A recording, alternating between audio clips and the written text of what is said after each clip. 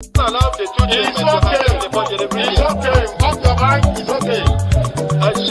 Off your mic. Chai!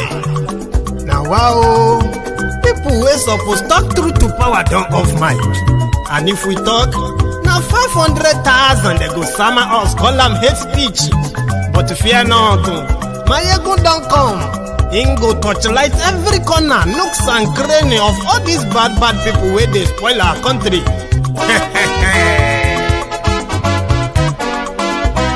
So my people make we laugh, oh yo yo. My ego don't come, oh yo yo.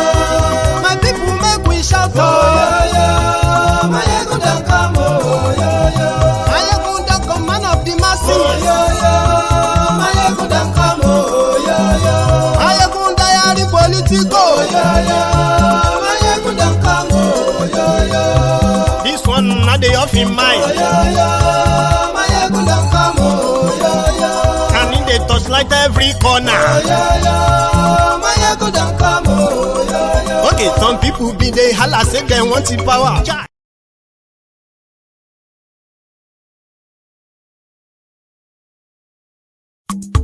It's okay. Off your mic. It's okay. Off your mic. Chai! Now wow, people wey suppose talk truth to power don't off mic. And if we talk, now 500,000 they go summer us, call them hate speech. But fear not, my ego don't come. Him go torchlight every corner, nooks and cranny of all these bad people where they spoil our country.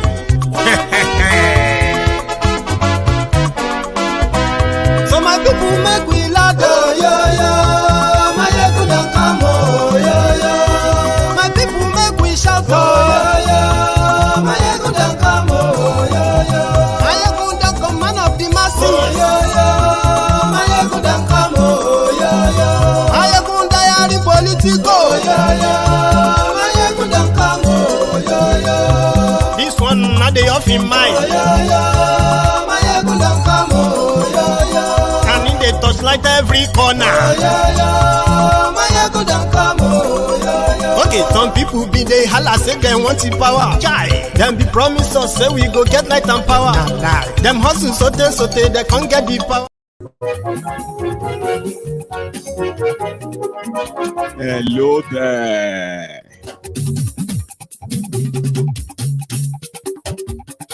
It's been a while, isn't it?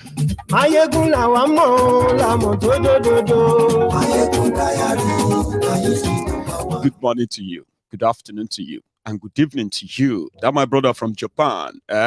Good morning to you. From wherever you're watching from, this is Mayegun live.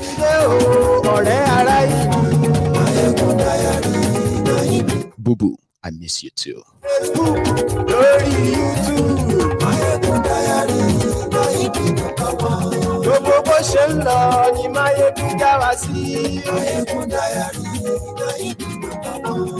Do not forget, like this broadcast, share it, subscribe if you haven't already, right? Read the caption of the broadcast. Sit back, relax while we get started.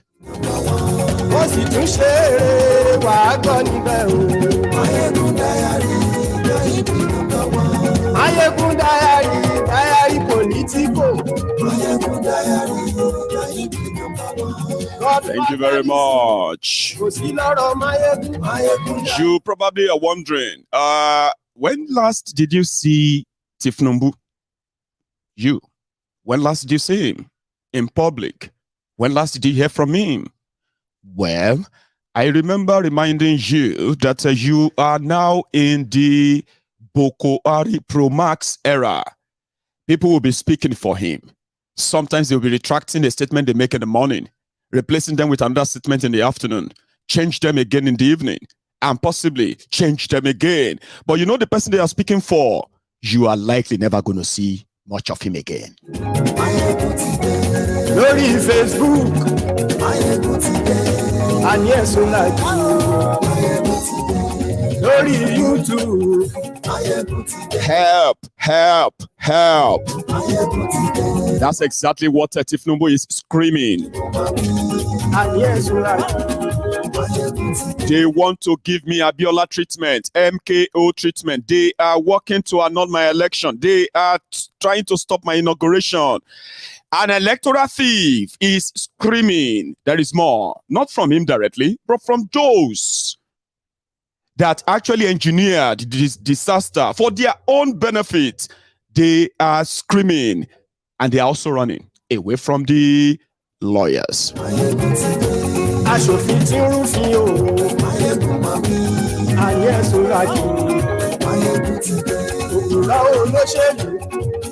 Thank you very much. Go to court, go to court, go to court. We were wondering, how could they be so confident that after rigging an election, that the INEC is still unable to present the evidence of the result announced? They ferried Kolu out of Nigeria a few days ago.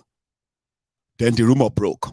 The Chief Justice of Nigeria was on his way to London to go and meet Kolu and his representatives.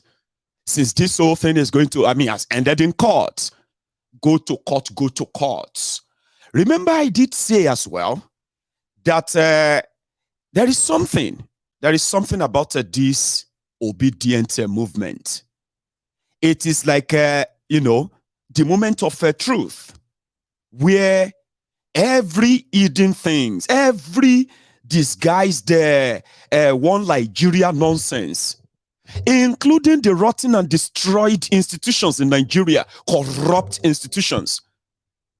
The obedient movement came to expose them, challenge them in their own stuff, and then expose them into a serious ridicule, the corrupt system in Nigeria.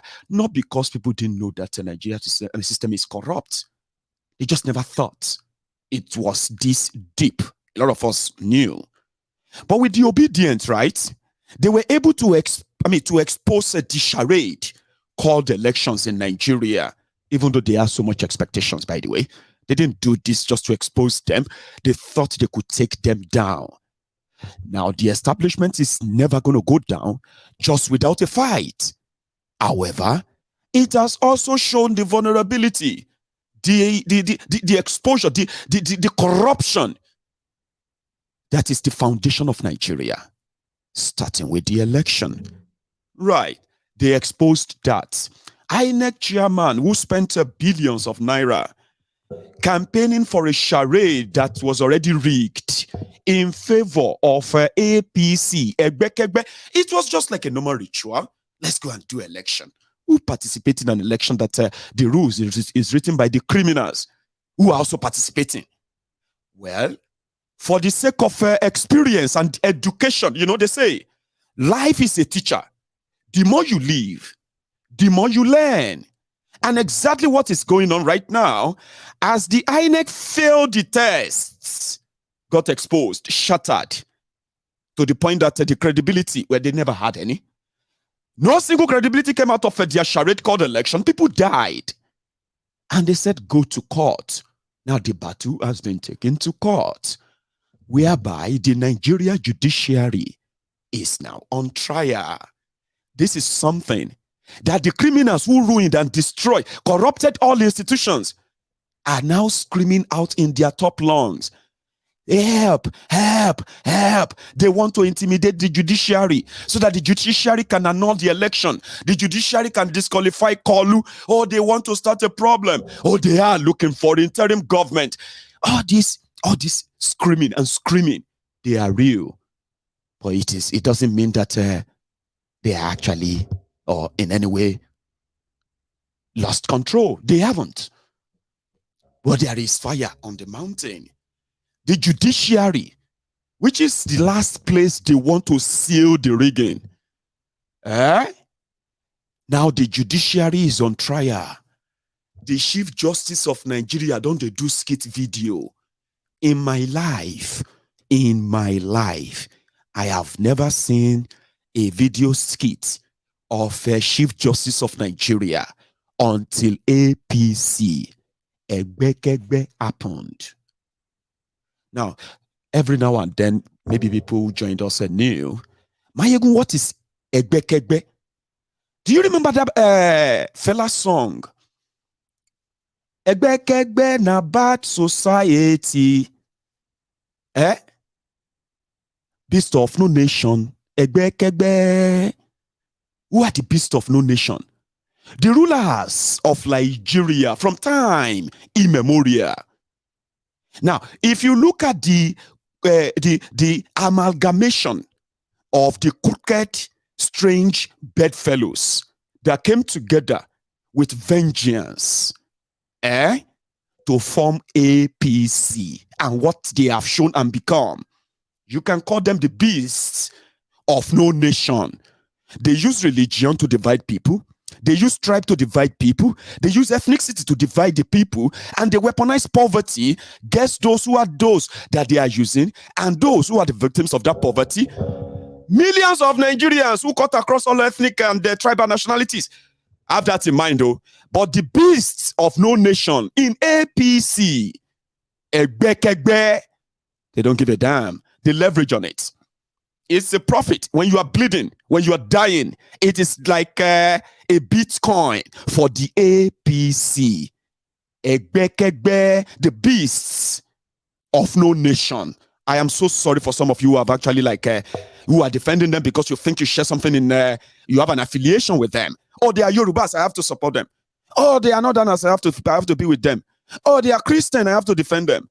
Oh, they are Muslims, I have to defend them. You are lost. You are the pawn on their chess table. For those who have smartened up enough, they know them as beasts of no nation. APC. Egbekegbe. So when they came in together and infiltrated all institutions, corrupt them, destroy them, right? And Nigerians are left at the mercy of a lawless country. But they continue to shout rule of law, rule of law, rule of law. They don't obey any court order. You know that? But this time around, there will be no court order.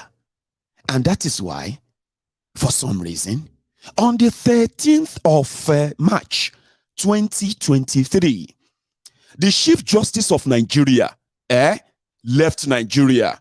That was when this picture was taken. It wasn't a new picture. But there are some other things. Kolu, who left Nigeria by turning off his flight, tracker. Some now said, this man who has been in London for over a week met with Tinubu's representatives in London. Okay? And when they met, they are meeting for no other thing other than the constitution of the Court of Appeal that will listen to the presidential petition and cases. And then if the whole thing ended up in the Supreme Court, what are the odds? What are their chances? What are the things that they need to do? All of these are not new. Sure you get. Like, if you have been following Nigerian politics for a long time, bribing judges, compromising the judiciary, compromising the electoral system, compromising the security system, compromising the entire structure of institutions that should conduct free and fair election, that should select the people's choice. They compromise them from the onset, starting from registration. And that's exactly what they do too.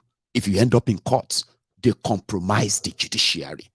The highest bidder gets the most favorable judgment in Nigerian courts. Rarely would you actually see justice in any Nigerian courts. And I'm not making this up. However, for the first time, people are putting tracker on the players who are playing different roles in the destruction of Nigeria. Whatever happens in Nigeria at the end of the day. If Nigeria explodes, if it goes into a serious war, civil war, whatever. Now, the advantage of the obedient movement is to expose the role everyone is playing.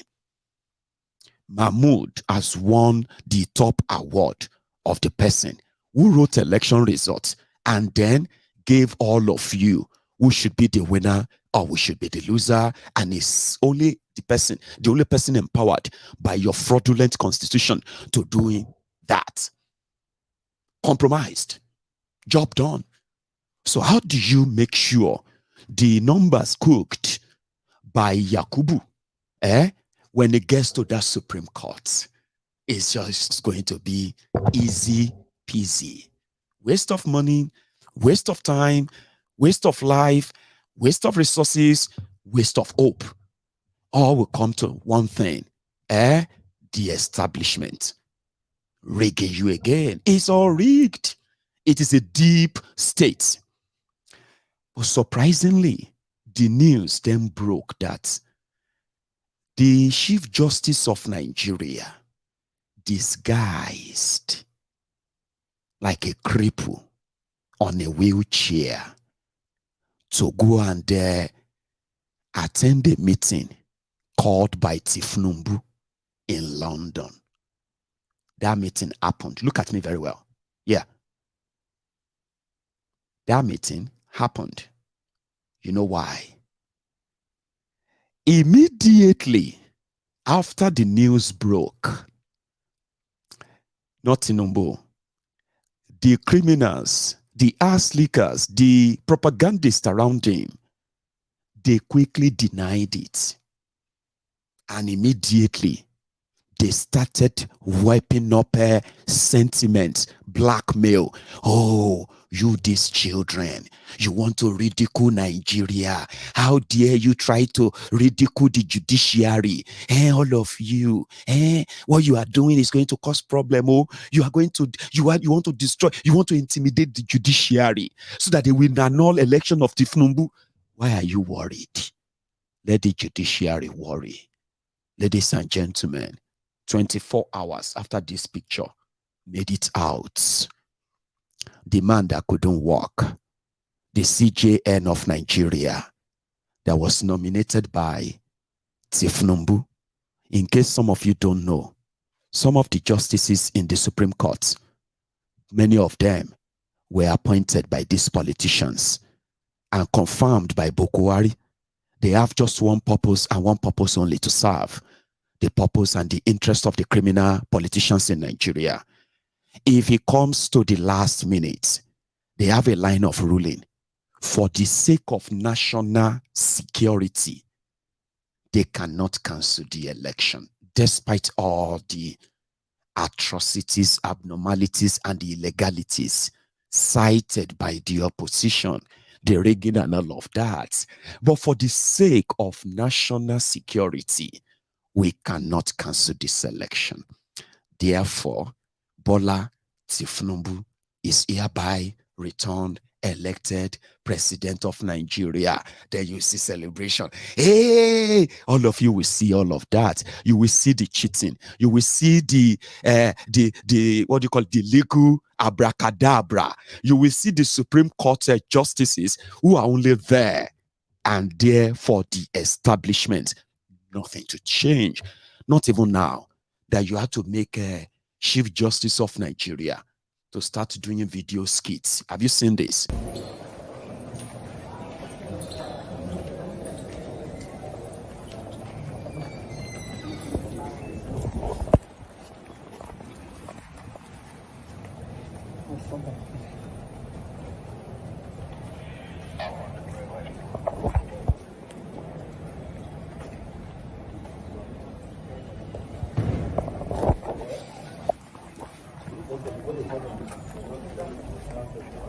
Sorry, get my cue. Let's go. Ima, let's go. Ima? Where's Ima? Okay. Ima? Where's Ima?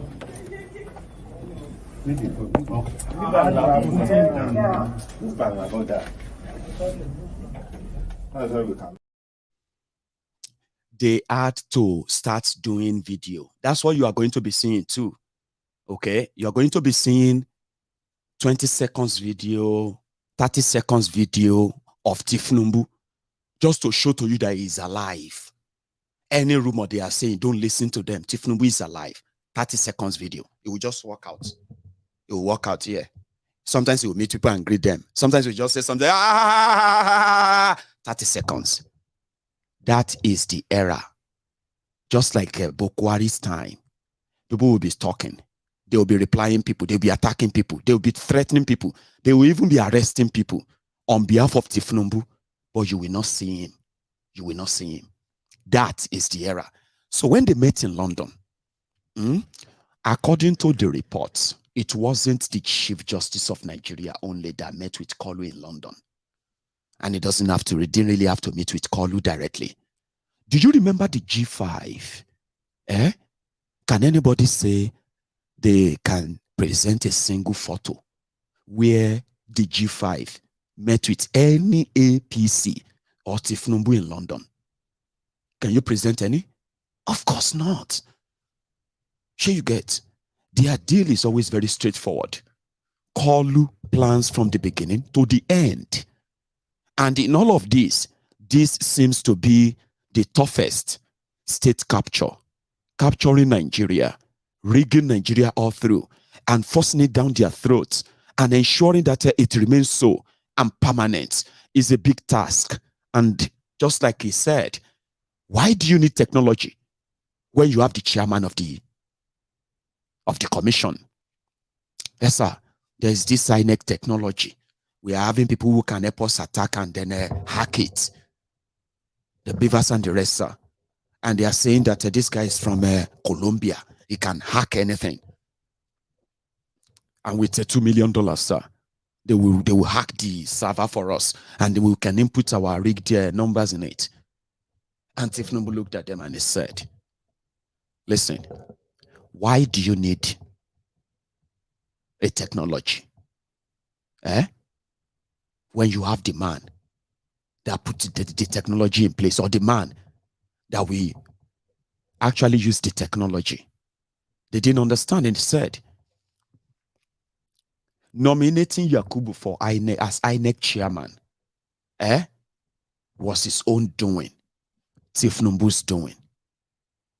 Planning all along, planning to the end. Yakubu was nominated as INEC chairman to Buhari, and he got the approval just like expected. He delivered the first rigging in 2019. He told the whole world they were conducting a scientific election. The one that election, I mean, if you don't have your fingerprint biometric taken, you cannot vote. And when you finish voting, your election, I mean, your voting result will be transmitted right away from the polling unit to somewhere called the INEC server. That was the campaign, the propaganda and the lies of 2019. It worked. When they got to court, remember I told you, those thugs who are snatching ballot boxes, those thugs who are attacking you during the time you were voting, those policemen who are also helping them to rig elections, right? Those ones are just a mere distraction. The real people that rig your election are the INEC officials themselves, who impute numbers that you never actually voted. And they will announce the number. And the winners will go about and say, congratulations, we won. So when they go to court, you might think you will actually go to court and get this all sorted, right? Here is what will happen. When INEC is ready to deliver their rigging to the last, they will also deliver evidence that, yes, they rigged you, okay? But there's nothing you can do about it. It is the INEC that rigged elections in Nigeria. So Tinubu did what? He picked the chairman of that commission. So once you pick the head, the rest of the body will follow suit. And that's exactly what happened. So today, they were serving Tinubu the letter or the court papers to say, Alaye, you get case. You have stolen an election. I think that's one of the reasons why he actually, not one of the reasons, not the reason maybe, right? But he voted, he jackpot. So the lawyers who went to see him, they met his absence. So they told them, serve him through his party. Listen to this. I'm coming back to that Chief Justice, the way they do Skit. We'll come back to that. What really transpired in court as at the time you were there? Well, we've come to urge the court to grant us leave to serve the second and third respondent, that is Ahmed Bola Tinubu and Kashim Shettima, with our court processes by substituted means. That is to say, to permit us to serve them through the legal advisor of All Progressives Congress, APC, in Abuja here. The petition, we have filed petition against the return of Bola Ahmed Tinubu and Kashim Shettima by INEC. And we have to serve them by substituted means because it is practically impossible to serve them personally as required by law, because having been returned and now declared president-elect, the security around them will make it practically impossible for them to be served personally. And we have taken the liberty to activate the jurisdiction of the court to permit us to serve them through the legal advisor or any officer of APC at the APC national headquarters. Your name, sir? My name is Ikechukwu Ezechukwu.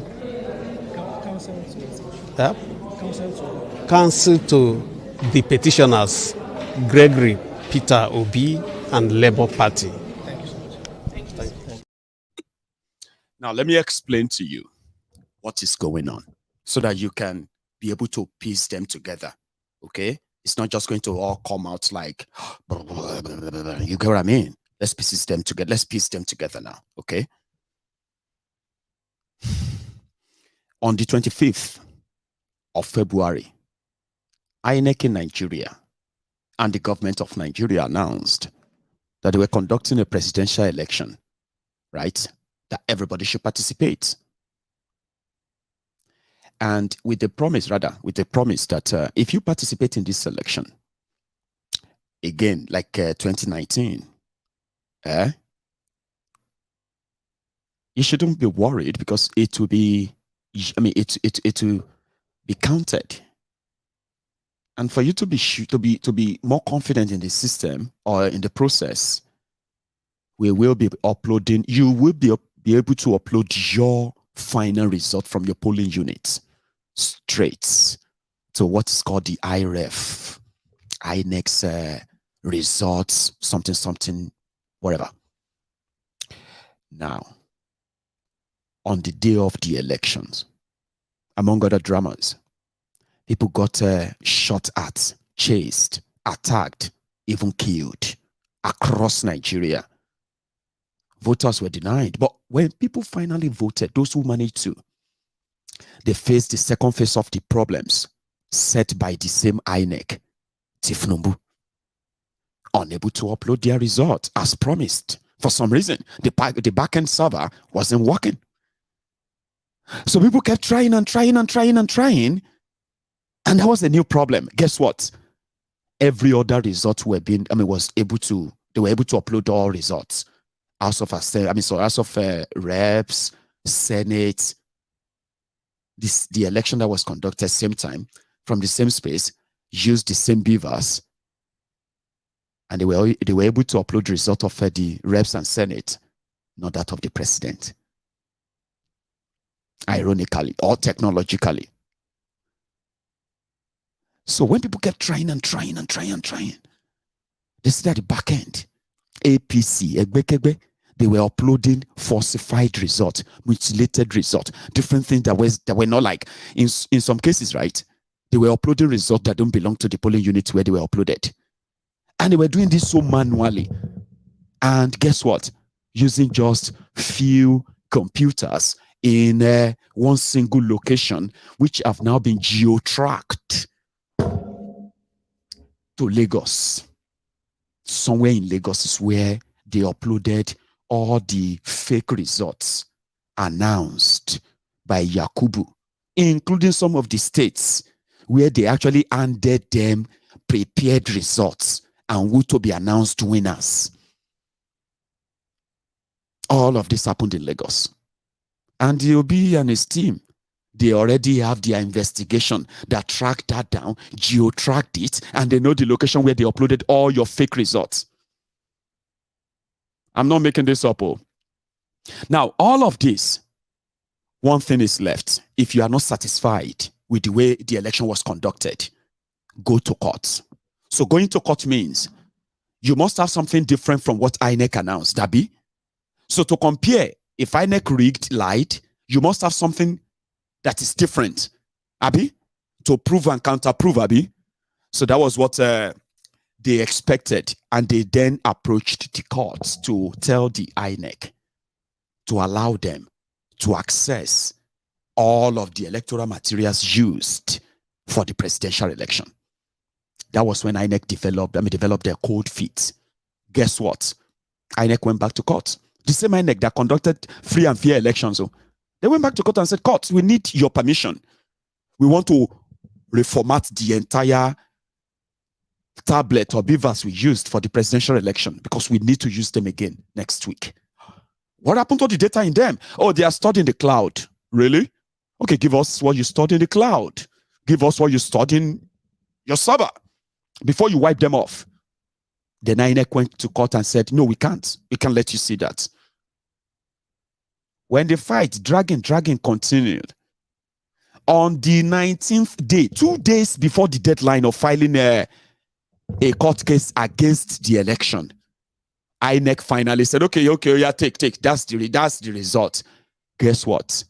They presented the result of 2 states, incomplete 2 states results, and the election materials and all that for 2 states out of 36 states in Nigeria. All of this, remember, you don't need technology. You just need the chairman. Whatever money cannot do, more money will do it. Do you know that? So INEC already compromising the process that could prove to the world that they rigged an election that everybody actually knows they did, but because of them they rig. The case that you have in court against Tinubu is not against Tinubu, it's against INEC of Nigeria. Once INEC blink, Tinubu don't fall. And that is why Tinubu need the judges that are going to look into all of this. How about you call it technical? Let's just say it's technical problem. We cannot cancel the whole thing. We cannot do another election. We cannot, or maybe we should actually rile everybody up. Let us accuse them, the people that we told to go to court. Let's accuse them of doing something that we are about to do. Go to court, go to court. Do you know something? Their propaganda now is that the Igbos, they want to do what they did to Abiola, to Tinubu. Abiola didn't steal votes. Abiola didn't kill people or stop people from voting. Sure you know. Abiola didn't buy INEC. Abiola didn't empower thugs to kill people. Remember that when you think, okay? And indeed, I wasn't too young. When the MKO Abiola's election happened, with all the fears and all of the old wahala that surrounded that at the time, it was in fact more accepted and acceptable to a lot of people across Nigeria than this drug dealer, this drug baron, this sick, demented Kalu. Don't mix them up. But in their propaganda world, that's not how they see it. They have a base that they will rile up. Yorubas. Yoruba says, Yoruba Ronu. Yoruba please Ronu. They want to do Abiola to Tinubu. But do you know something? Among the people they killed for Tinubu are Yorubas. The people killed by his thugs, especially in Lagos, are also Yorubas. And they don't give a damn about them. So they're about to launch that propaganda that they're about to annul their elections. Because once INEC blink, you know what they call baby schedule? INEC is now going to be the baby. Once the baby blink, Tinubu is gone. To save his head. Now the person we're going to make that announcement. Why do you need to bribe all judges when you can pick the Chief Justice? The one that you facilitated is nomination, is ascension. He holds you anyway. Person will know if you walk a week ago. Person will be say as at 48 hours ago. It was in London. And the obedient who found this picture uploaded it and said, yes, we have the evidence. The Chief Justice of Nigeria have led other justices to go and meet Kolu and take his deal. When the G5 were meeting them in London, I told you, the Lagos Abobakus, the ombud slaves, the sophisticated morons, the crumb eaters, the crumb chasers, the ass lickers, the all risers. They said, bring evidence. I said, I don't hold you one. But with a wiki, when you make a deal with a wiki, you are just making a deal with a public addressing system. It will tell us. And indeed, he came back and he said, yes, we are free agents, G5. We met with Tinubu, we met with Obi, we met with Obasanjo, we met with Atiku. Everybody came with their offer, with their deal. And I told you, do not be deceived. Werewike and his G5, they will gladly take the deal of Kolu. Tinubu is like a drug dealer, a drug lord. Why am I saying he's like? He's a drug lord. What they do is deal. They give you, they say, what is that in that narco movie? Can you remember that they say bullet? It's a meta or como or meta or something like that. Say you want to take life or bullets. Life is when they make you a deal to do something for them, compromise and do their bidding. So they will reward you with so much money. You get money. But if you have the chance and they say, do this for us, and you don't want to do it for them, that means you are going to be an obstacle. Abi? As an obstacle, they have the chance to remove you. So they give you bullets. Sorry. Platter. Pumo. God bless you. People, they watch movie, Okay. That's good. Now I know better. So if I get lost in using movie to make my description, you will come to my rescue. God bless you. They say plomo or platter. Plomo or platter. That's how Tinubu deals. For Tinubu, everybody has a price. Baba know the disguise. To Tinubu, everybody has a price. You just need to press on until you actually guess right their price. Do you know that? Tinubu can give you landed properties, finished property. He can give you a whole house outside Nigeria. He can give you things you want. All he wants from you is just a little compromise so that you don't delay him in getting what he wants. Simple. Before you make your offer, before you say this is what I want, Tinubu and gang, they will give you based on what they value you as state governors. How did he buy state governors? Do you think he gave them money? Do you think Tinubu paid state governors and all these other people money to do his bidding? It's not always money. So when he met with Werewike and Co. in London, he asked them, what did they want? What would you like? I know you are PDP, I am APC. All I want is that from our permutations, we are going to have a problem in the south of Nigeria. We already have problems in the southeast. In the middle belt of Nigeria, we've worked something out. But how can we work together? Like you said, you want a southern president, right? We are from the south. We know Obi is there. I am here. I know a lot of you, but for your own political survivor, what do you want? And Wike didn't want much. He wants immunity, free pass, to go and enjoy all his own loot. Everything is stolen, right? Every crime is committed. He would want to go and enjoy them in peace. Somebody needs to guarantee that. Somebody needs to look away. It all starts from granting him the free pass to choose his own successor. Do you get that? Yeah. All of them, Ikweazu wanted to choose his own successor. Where Wike would choose is to keep his state and cover his ass. Egwayi in Enugu wanted to save his ass, cover his ass, and he would like to choose his own successor. Whatever rigging Tinubu is planning, it must cover them, and it must cover them all the way to the Supreme Court. If this whole thing ended in court, would you do that? Well, that's easy. Of course, we can do that. You can have your way, as long as you can work it around and then make sure I get the 25%. That's what I'm looking for. 25% of the vote. I don't need to win. If you say we can go ahead and do what we want to do, yeah, you will get more than 25% Ashiwaju. I think the same offer was given to Atiku. The same offer was given to Obi, which they didn't give any specific answer. In fact, Werewike said they crossed out Atiku entirely because they couldn't take his word. Even if Atiku said, I am giving up everything for you, they won't believe him.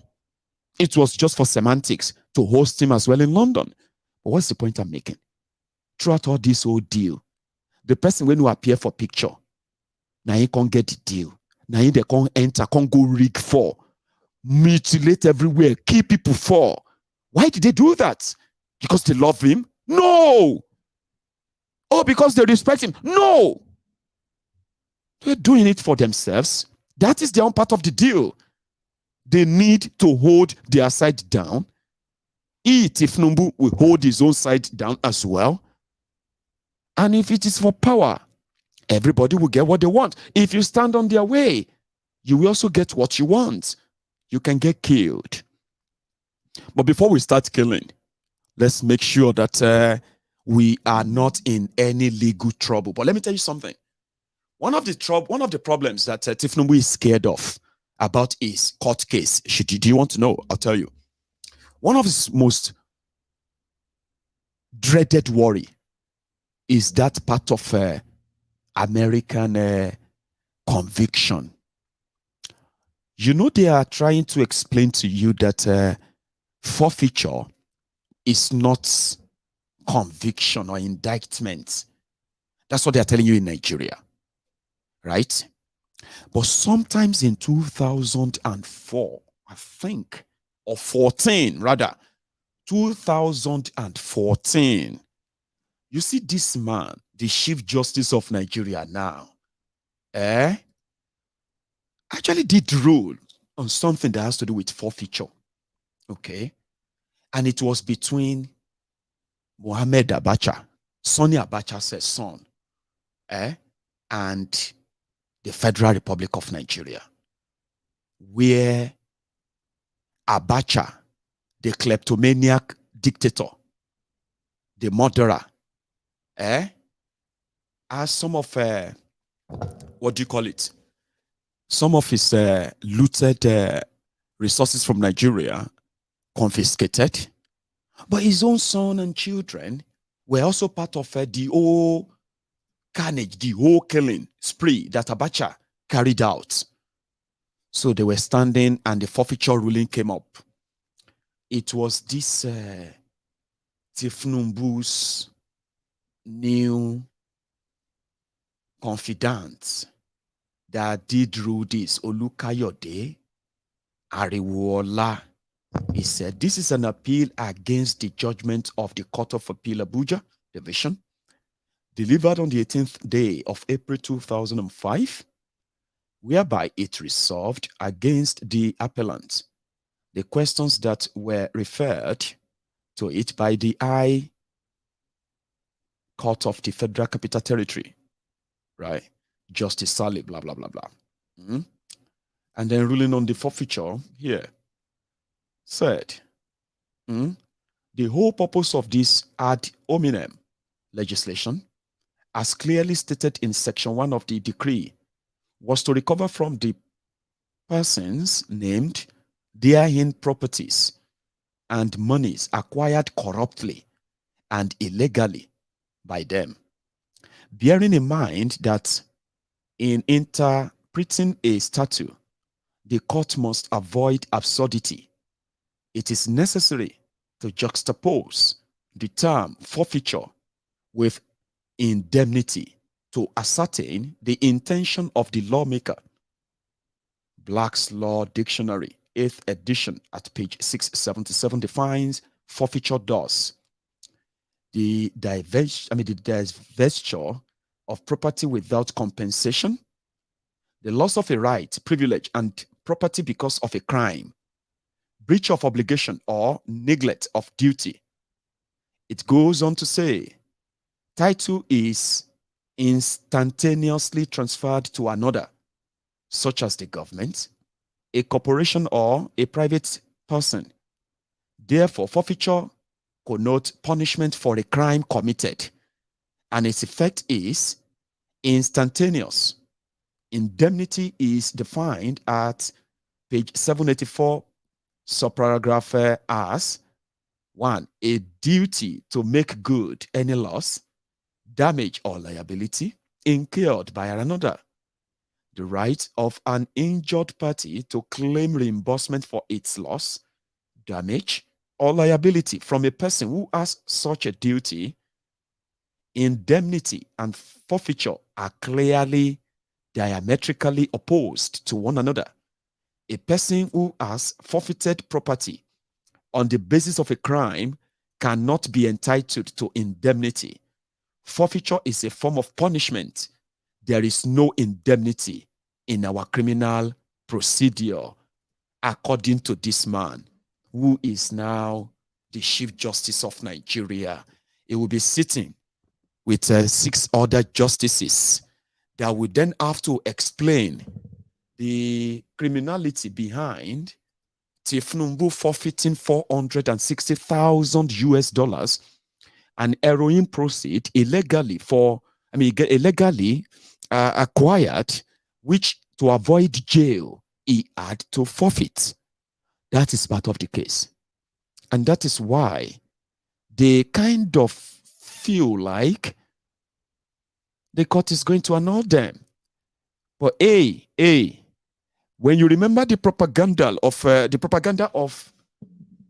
naira scarcity, fuel scarcity, and the Aso Rock cabal trying to stop Tinubu, and every other propaganda thrown into the fray ahead of the February 25th charade called elections, right? Only for all of you to now realize that it was just a mere distraction. They are doing all of this together so as to make it look a little bit like a legit. And in other words, to make it sound like Tinubu is doing all of this by himself. He is responsible for the rigging. Therefore, he will be responsible for the violence that will follow. In my own opinion, it is ideal to divert that. And in this case, going to court is now about to be termed as the intention to repeat MKO Abiola annulment. It is also going to be a stage where Tinubu's propaganda are going to go all out now, to finally ignite the flame of that tribal war, ethnic war. And guess what? They are going to blame the Igbos. I hope you are ready. These young people and old, they gathered in Abuja and they're actually asking for interim government, something that Tinubu believe is the end goal to stop him from being president of Nigeria. I mean, they did say, they want a new election, and they want an interim government. Shocking. It happened in Abuja. I'll take you there. Whatsoever they want to submit to the leadership of the House. Nobody goes beyond here if it is not officially invited. That is the stand. So I want you people to understand so that you will help us to help you. If you take the position where it is earmarked for protest, we will give you the necessary support you need. We will take you in. You will submit whatever paper you have, and I'm sure it will be attended to. That's the standard practice here. Thank you. It's okay. No, officer, you have spoken. You have spoken to the extent of in context with your office, but there's also a legality that is greater than your office. It's called the Federal Constitution of Nigeria. It is the highest. Before we came here as law-abiding citizens, the police is fully involved, and all the relevant security agencies fully involved. In a country where in just a few days ago, people were burnt in Kano, people were shot in Rivers State, people were cut down, Nigerians like you were cut down in Lagos. As it stands right now, the law that permits the 2022 electoral law that states the procedure for election that was signed into law by President Muhammadu Buhari is in the dustbin. At the moment, yes. That's right. Everything that holds our constitution has been put in the dustbin. And the National Assembly, who enacted that law that President Muhammadu Buhari signed into law, are mute quiet. It means complicit. Yes. You cannot be telling Nigerians our loyalty is not to him. Exactly. As it stands right now, our loyalty is not to any leadership or anybody. Our loyalty is to the state. It is the constitution of Nigeria. Exactly. And like you rightly stated, he is our servant. He should be grateful that we came here today. They should be aware of that. There is no legal standing in a country. As we speak right now, there are people in the bush kidnapped by ragtag army, people who are not even trained. People are crying and weeping. We have undergone the most fraudulent election in the history of global election. That's the president they are planning to set. And you are here looking at people who are dead, and you are telling them, officer, that a man who enacted a law that he could not even stand by, that we voted for and put in place, that we need a special permission in position to see him while we are here. People, it is impossible. It is impossible. I say it is impossible. It is impossible. The world is watching now. Yes. We will give him 15 minutes. Just 15 minutes. 15 minutes because he's listening to us.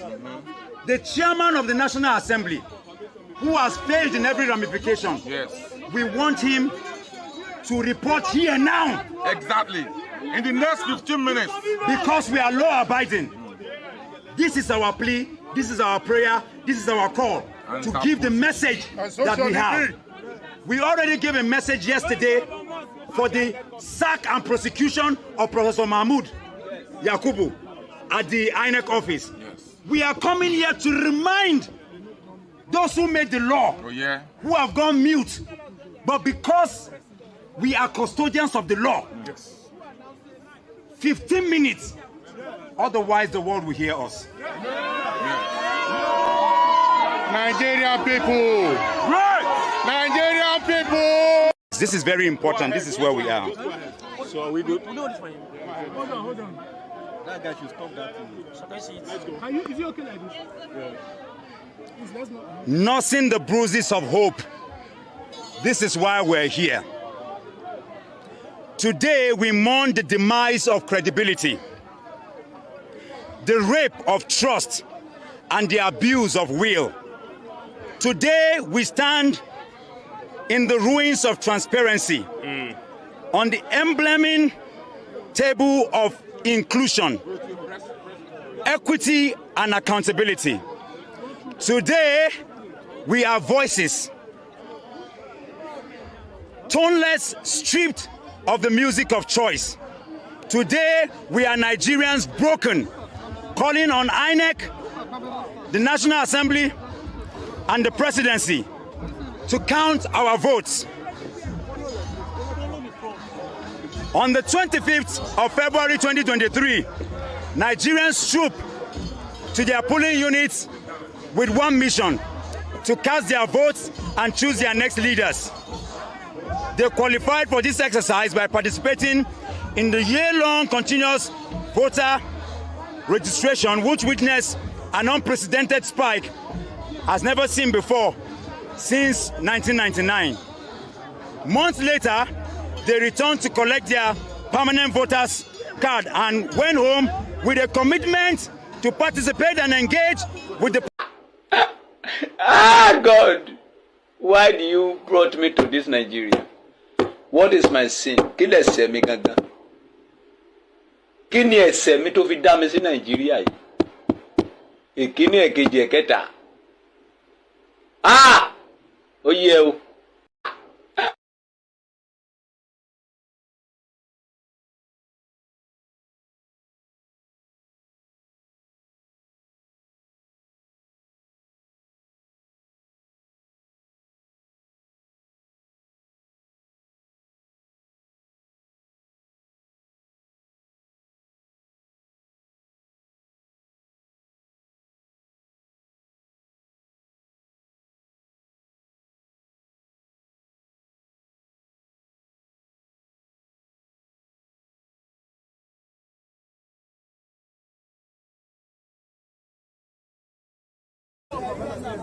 We are demanding that he should be prosecuted. We also demand, and that is what we are all agreeing, that we should have a transition government to take care of another election. Are we all agreeing that we do not agree with the result of this election? Those who do not agree say nay. Those who agree say aye. You see, when I know they listen. When I know they listen. If no exam now, when I don't follow. Don't worry. So, waiting they now be say, waiting they be say, the INEC chairman has failed us.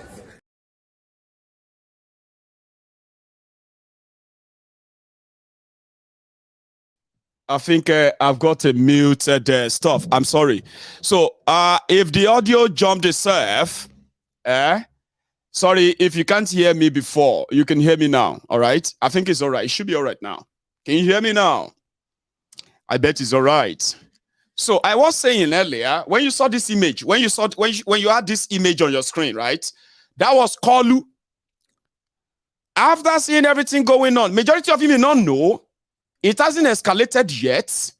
You may not know that there are protests going on in Nigeria since this election, no, because they haven't shot and killed people, and it hasn't become bigger yet. There has been protests in Abuja for days now. There has been protests in Nasarawa for days now. Sure you get, And as it be, even people are confused. Those who are in support say nay, nay. Those who are not in support say hi, hi. You know they listen. The best way they call ourselves no get sense. Confusion everywhere.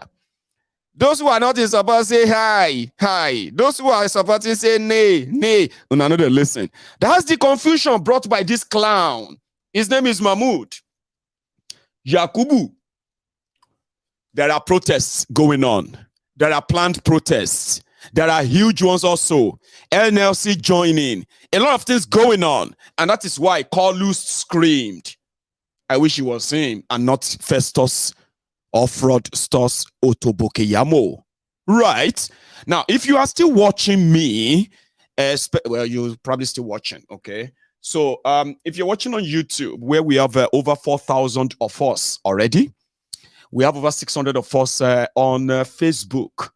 So if 600 of you decided to pay your tithe on Facebook, that means we have 600 shares, 600 likes. Now, if 4,000, over 4,000 of us on YouTube, if all of us decided to just go there and pay our tithe and, pay our offering, go and like the video, that is going to be massive too. But you know something? I haven't seen Kolu. I haven't heard from him. But I have heard many times horrible things from those who are waiting for their turn under Kolu. For example, Fani-Kayode for Food Kayode, after seeing everything going on, they kind of believe that some people are putting pressure on the judiciary, especially the obedient, trying to harass and bully Nigeria judiciary into annulling Tinubu's stolen election. Remember, they are the one who said you should go to court. Oh. If you go to court, what do you go and ask court? That they should confirm Tinubu as winner. Is it not to go to court to say, no, he didn't win, oh, stop him, oh? Abi? So why did you tell them to go to court when you don't want them to annul your election? See now, Fani-Kayode is now threatening Nigeria that they will make Nigeria ungovernable if anybody try to annul the election. The propaganda not start. He deleted this tweet. For example, if you try to go and look for it, you will not see it. He deleted it, the coward. He is also the coward who threatened Joe Biden and America that if they don't call Tinubu to congratulate him, once Tinubu become president, right, America will pay because you cannot disrespect Nigeria president-elect. And then all of a sudden think the president of the biggest black nation on earth, the biggest African country, blah, blah, blah, blah, blah. Now, this is Fani-Kayode threatening Nigerians. He said, annul Asiwaju's election and we will annul your brain. Violence. Oh. People that are preaching violence are now the ones who are now accusing others of incitement. Oh, wait. Oh. He said, given what the opposition are planning and doing, despite our attempt to keep the peace, see the Olori Buruku that is keeping the peace, so the drug shoko. We are going back to the trenches. Those attempting to intimidate courts, destabilize our nation, and stop the swearing in will rule the day. They are going to start ethnic war, tribal war, if any, for any reason. And let me tell you this, right? For those of you who probably don't know this, if they had declared Peter Obi the winner of that your election, by now, a month after, number one, you won't have the governorship election, maybe. By now, we will be counting bodies. And then you'll be knowing some areas that you can't go to anymore. From northern Nigeria, down across the country, to the western Nigeria, to Yoruba land. They would have started an unimaginable war. Well, not war. Violence. Attacking people. Just same way they planned and prepared for 2015. That if for any reason, Goodluck Jonathan decided to stay back and fight back, they will unleash the terrorists on the whole country. And they even said they will capture Jonathan like they did to Gbagbo in Ivory Coast. Some of you may probably have forgotten all of this. They were threatening Jonathan 2015. If he try anything, they will give him the Gbagbo treatment. They will take over Abuja. They will kill it, all the Igbos, everybody who is trying to, it was hell. I think that was the moment the guy said, my re-election, no blood of Nigerian is worth my election. Do you remember he said that? This bunch of terrorists were threatening him. And later, when they unleashed the terrorists on the rest of Nigeria, the terrorists themselves said, APC, Egbekegbe brought them and they abandoned them. All of these are facts. I'm not making them up. That's what APC represents. That's what would have happened if APC lost the election. If they lost it to Atiku, they won't fight much. But if they declared to be winner, you will be surprised. Why? And at that point, you probably will think they will never allow him to be president with all this violence, with all this crisis. I'm saying this because I saw few of the plans. I heard some of them brag about them. But immediately, you know what I mean? They were able to work on INEC, compromise it. There will be no need for any war on the Igbos and non-Yorubas alike, okay? But going to court, look at them. They are already inciting their base. If anything should happen in court, it is not because Tinubu stole election, no. It is because disobedient, they bullied the judiciary to annul the election. And that is going to be war from the people, from the winner. But on the other hand, they will tell you, disobedient are going to create crisis in Nigeria. They are ridiculing the judiciary. They are bringing the judiciary to the, are you mad? Are you dead? Were you dead when Buhari, because of his 2019 election game, decided to, in the middle of the night, to invaded all the judges in Abuja. He invaded their quarters in the middle of the night, accused them of corruption. They marched all the my lord out. into the DSS question room, interrogation room. Did you forget that? Now you can't say, because they don't beam the searchlight on the judiciary. The young people are ridiculing the judiciary. They are spoiling the judiciary. We witnessed that. Oh, they ridiculed the judiciary simply because they wanted to remove the Chief Justice of Nigeria. Onogen. They said, Onogen, you Onogen, you have a special account abroad. We saw $1,000 inside that account. You are very corrupt. Oh, yeah, resign. If you don't resign, we are going to deal with you.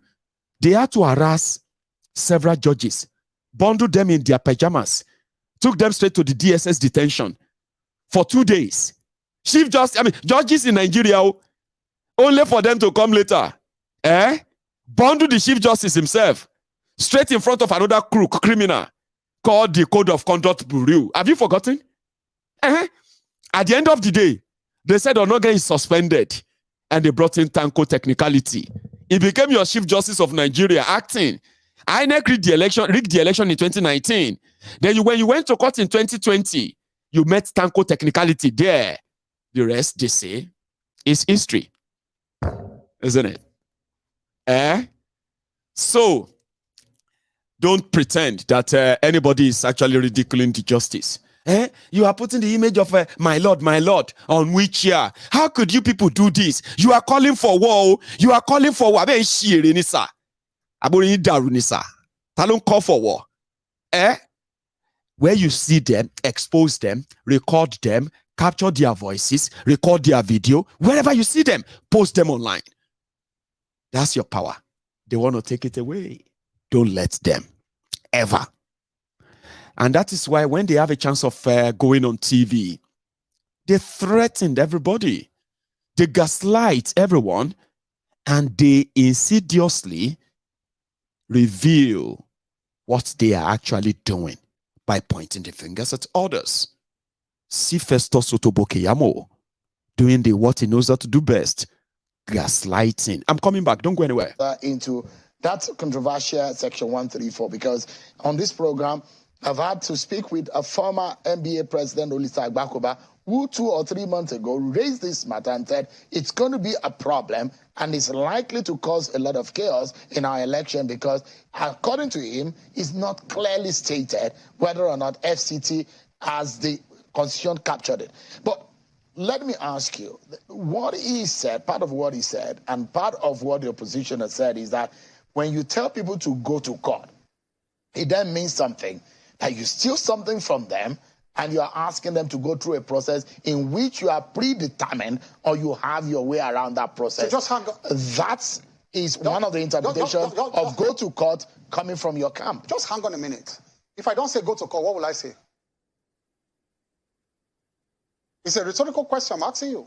If I don't say go to court, what would I say as a winner? But does it also mean that will I say come, let's fight? Does it mean that you predetermine the process? No, not predetermined. I'm only asking you a rhetorical question that answers your question. If I don't say go to court, what it means, if I don't actually use that word, that sentence, is that avail yourself of the procedure of the machinery for addressing your grievance as provided for by law. That is what it means. I'm only saying it in specific terms, go to court. If I don't say go to court, the next thing I will say is that, come, let's fight. So why are they using such phrases or such sentences in a derogatory manner? It is what is provided for by law. And people have actually retrieved their mandates by going to court. It is only when it does not favor you. And that is what the Labour Party is doing. And that is why I had to petition them to the DSS. There's a build-up to something that they are doing. Shehu, there's a build-up. The build-up they are doing is to rile the people up, pump them up, and then turn them against the judiciary, that if your judgment does not go in a particular way, and that is why he has come here yesterday, he came here yesterday to say the Constitution comes interpreted.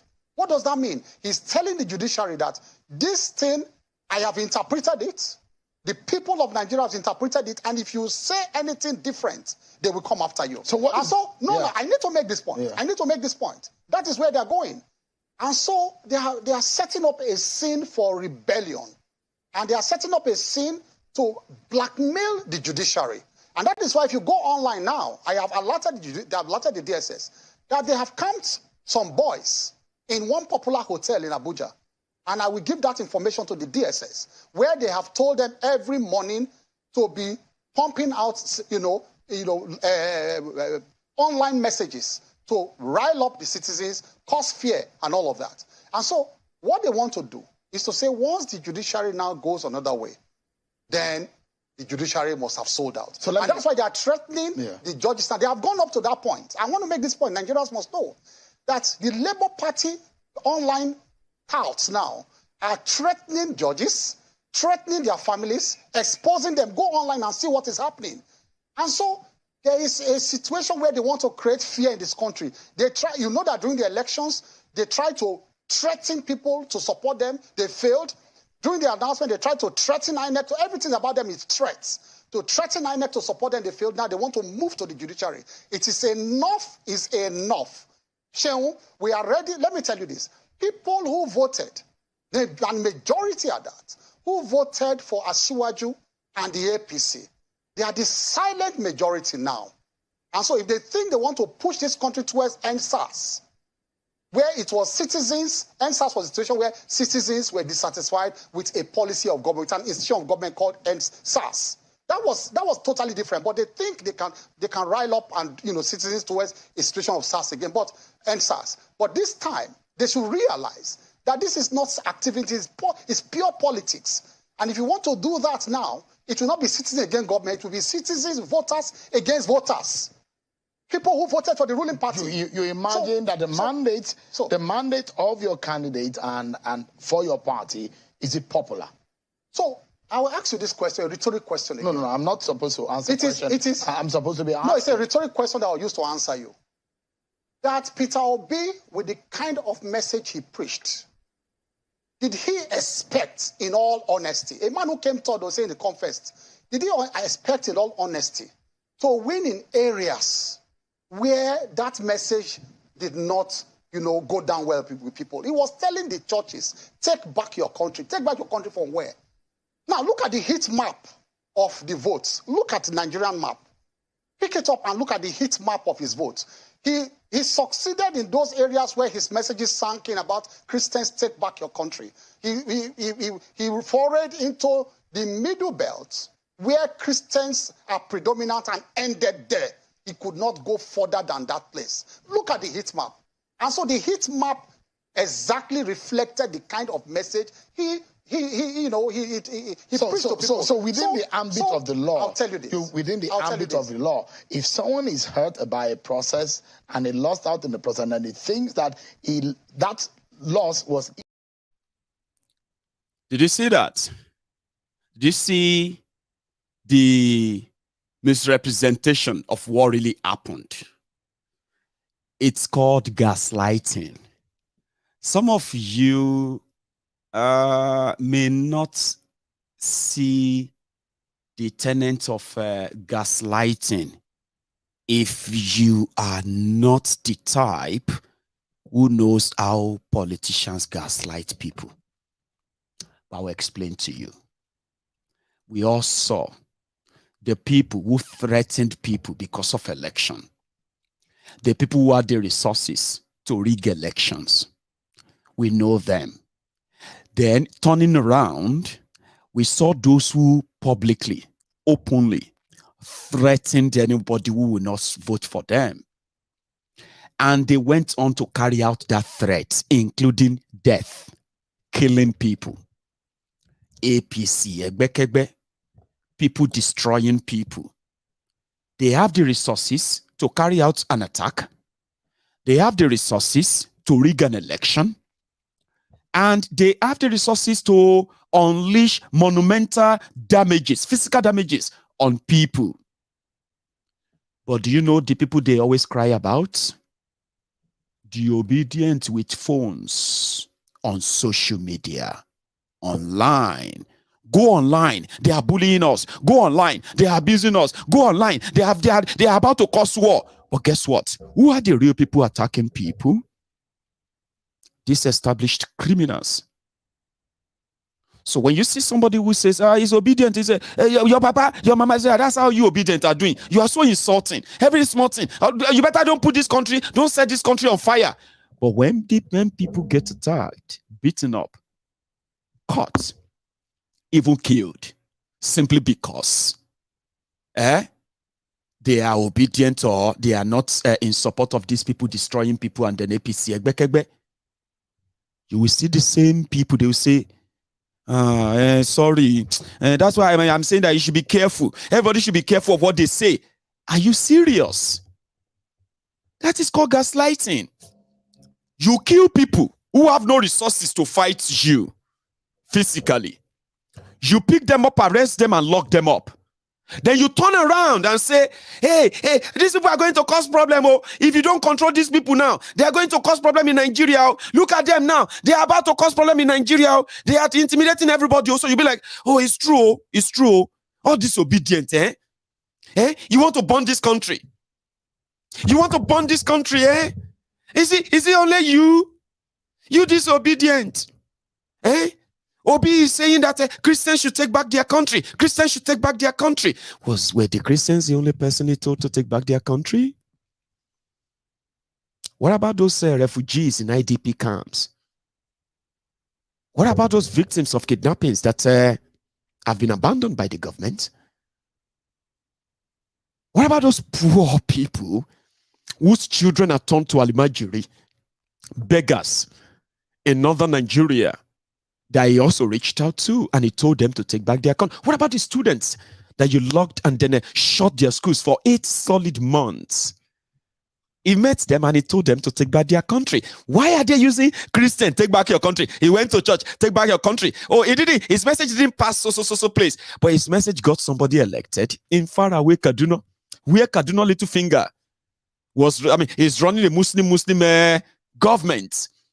His message got somebody elected in that place.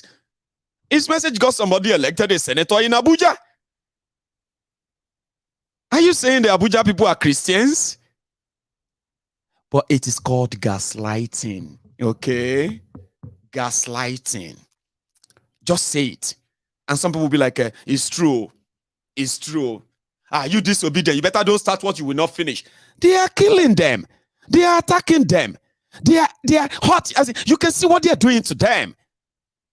All they need is just to gaslight them. Then you can start warning them. Start telling them to be careful. You better don't go out there and protest. They will kill you. You better be careful. Because you justify them being killed, being shot at, being kidnapped, being locked up. You justify that. Then you blame them for asking for it. How do you think gaslighting works then? Do you understand how it works now? They will gaslight them, blame them, everything they are doing to them, they will blame them for, like they are the ones about to do them to the people who are doing it to them, and you will be pumped up enough to say anything they get, they deserve it. That's how gaslighting works.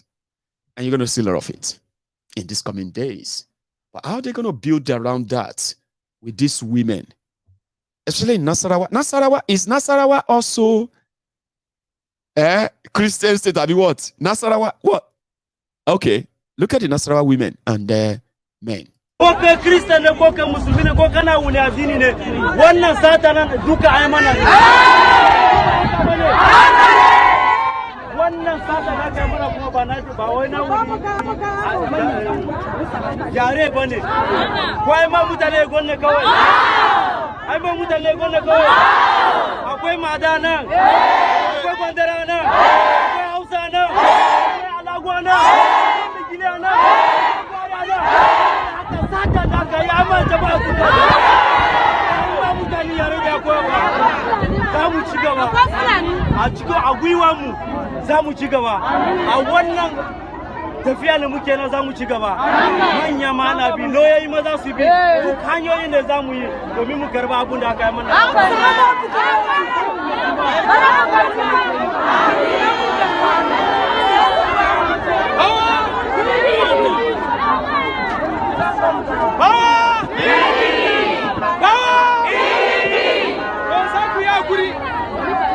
yanzu za mu sake koma yadda muka yi tafiya a hankali za mu taka kuma mu bi ta wancan hanyar.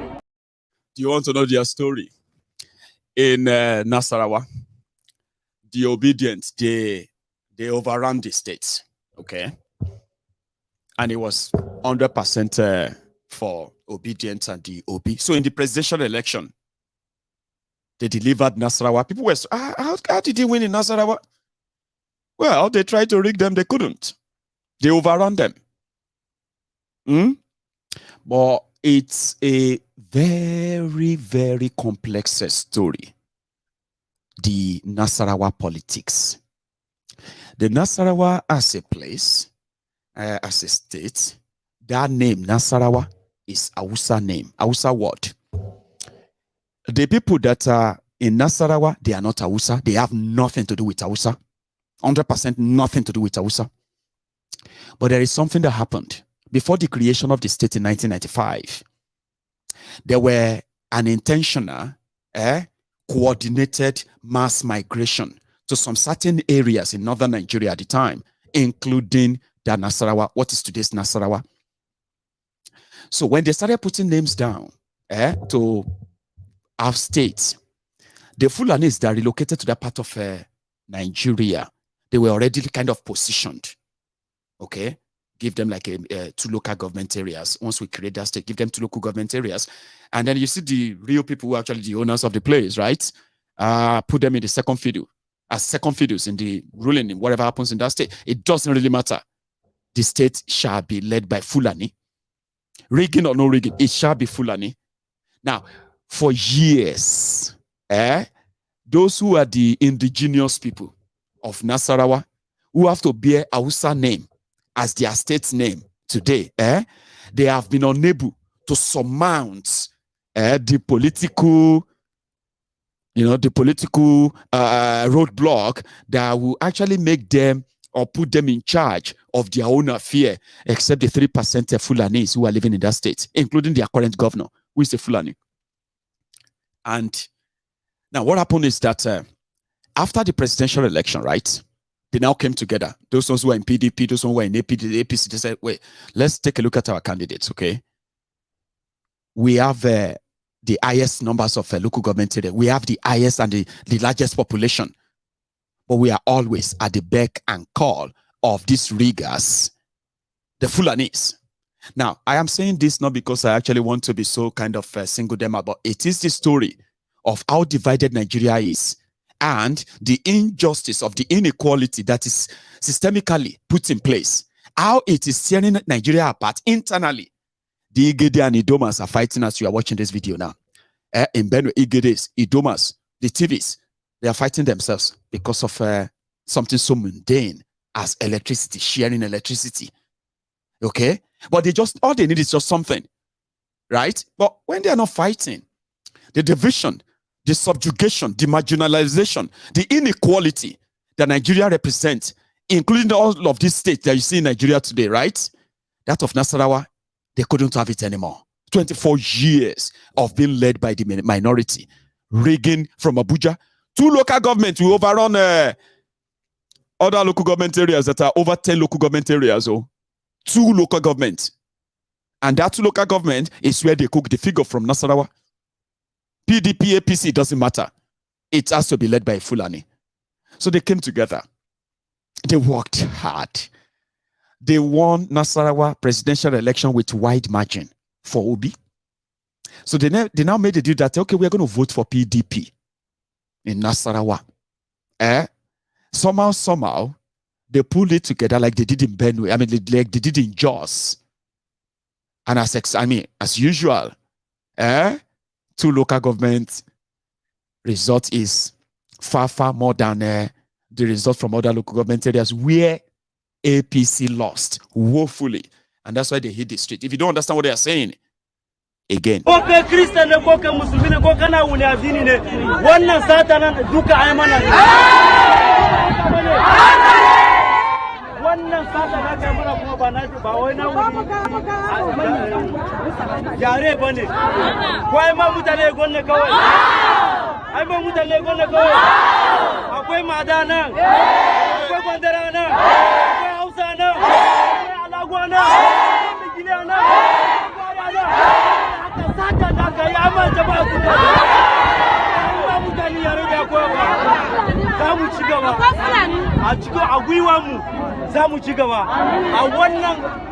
tafiya da muke na zamu ci gaba manya ma na bi loyoyi ma za su bi duk hanyoyin da zamu yi domin mu karba abun da aka yi mana.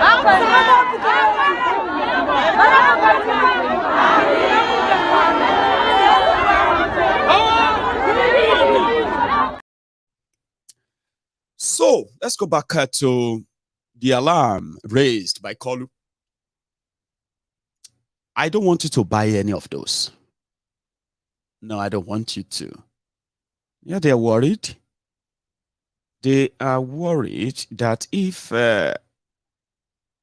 protest breaks out and it's out of control, of course, there will likely be no inauguration or any swearing in. So what they have to do is to ensure that they are open new prisons and then lock hundreds of thousands of people up. Or they should do what they actually know how to do best. Behind the scene threats to those they believe are outspoken. But there's something I can tell you from what Keyamo, the fraudster Otobo Keyamo said, which is right. Something is building up, and it's building up so fast. The world, especially the young generation that these guys have taken for granted for too long, they have tasted blood, and they are not backing down. Do you want me to explain what I mean by that? 10 months ago, or 11 months ago, they were pumped up, like Keyamo said. They were so convinced that they have the number to send all of you, career politicians, career criminals, and state-sponsored criminals, that they had the numbers to actually retire all of you. It was like an illusion or a delusion. In fact, you laughed at them. Look at them, deluded. They don't know politics. So deluded. Your OBs, if your OB see 100,000 their votes, I'll give you 1 million naira. If OB win one local government, I'll give you 10 million naira. It was all ridicule. From after ridicule to after one, from one ridicule to another, to another, to another. You were all feeling great. You could tell. They were just naive. They had no understanding. You would teach them a lesson. Not knowing that you are actually all those who are going to learn something. And we are all learning now. 11 months after that, they had to unleash never seen before state-sponsored violence to stop them.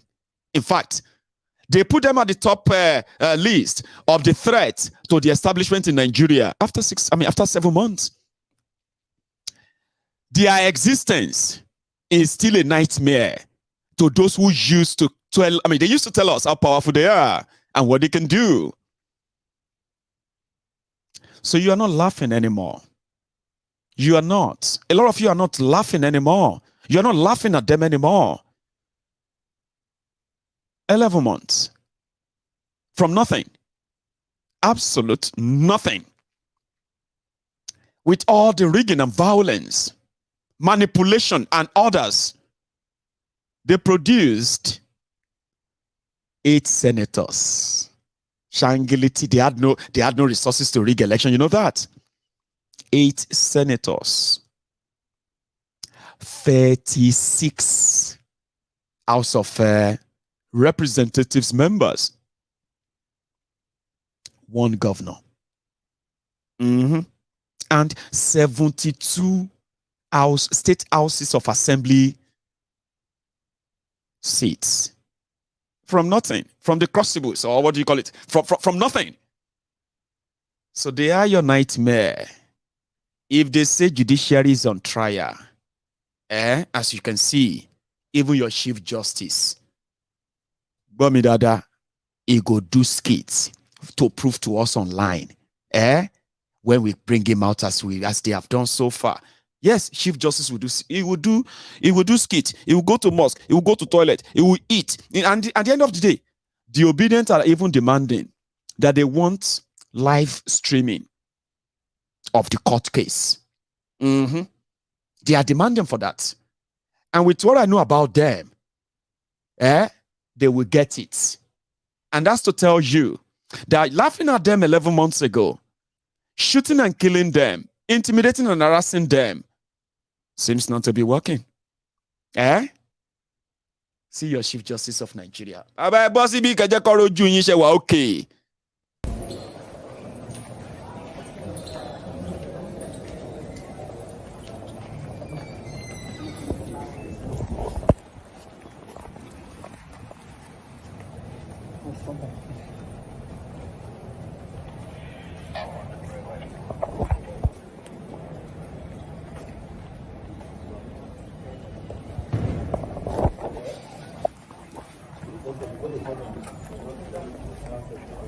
Sorry, get back to you.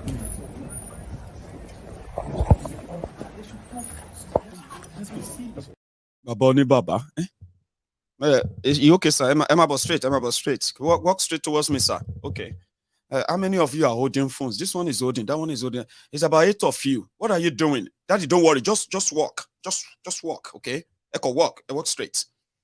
Chief Justice of Nigeria, because Tinubu and APC, whatever they touch, they destroy, they ruin.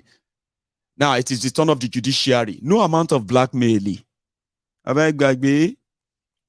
Your propaganda work well on these old people. I can give that to you. Sure, you get. You see all those people who are in their 50s, 60s, 70s, 80s. And we know your propaganda works on them. Their mind, can easily take in your lies. Once they take in your lies and they absorb them, the job is done. But you see this Gen Z, these young people, you see why you have to do a lot. You see why you have to shout. You see why you have to scream, trying to convince them, trying to make them believe you. They don't need all of that. You know why? Because what they have known, or the information they have access to, majority of them are not even using them against you yet. But they will get to that stage. Sure, you get. They will get to that stage whereby they will use them against you, and the entire establishment in Nigeria that is already dying, fighting their last battle, and sinking as expected. Oh dear, somebody actually said, he asked Obi, what are you going to do with these people? What are you going to do with all this energy? What are you going to do with these people who are raging, angry with Nigeria, the establishment, the system? But you, who used to be one of us, now you the benefit them. What are you going to do with them? Because if you can't control them, they will wreak havoc, which means the establishment is actually worried at the phenomenon of the obedience. Exposing the judiciary is going to be the last stroke that is going to break the camel's back. And I'm here for all of it. All that, I mean, for someone to start and within 6 months, Peter is a symbol. It's not him. What does he say that we haven't heard of? But he's a symbol that reflects two things: the anger of the people and what could be. He says the right things, you know, and people have keyed in onto it. Now, if Peter were running on the platform of PDP, he won't get that traction, right? So today, and I said this to him, you have an army of young people who see hope in you. What are you going to do with them? You can't. They're not going to join PDP. They're not going to join APC. But they have tasted blood. They want to be involved in the governance, the politics of their country. And they see you as your arrowhead. You've got to reflect. You've got to know what to do with them.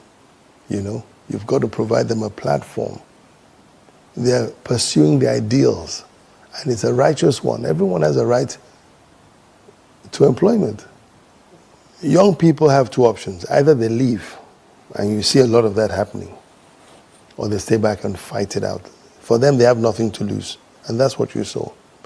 Now, if something is not done urgently, it will go from a passive revolution, which is what we had on Saturday, the 25th, right, to an actionable revolution, which is what we had when we called it NSAS. In fact, NSAS was still passive, but NSAS in Cross River was not passive.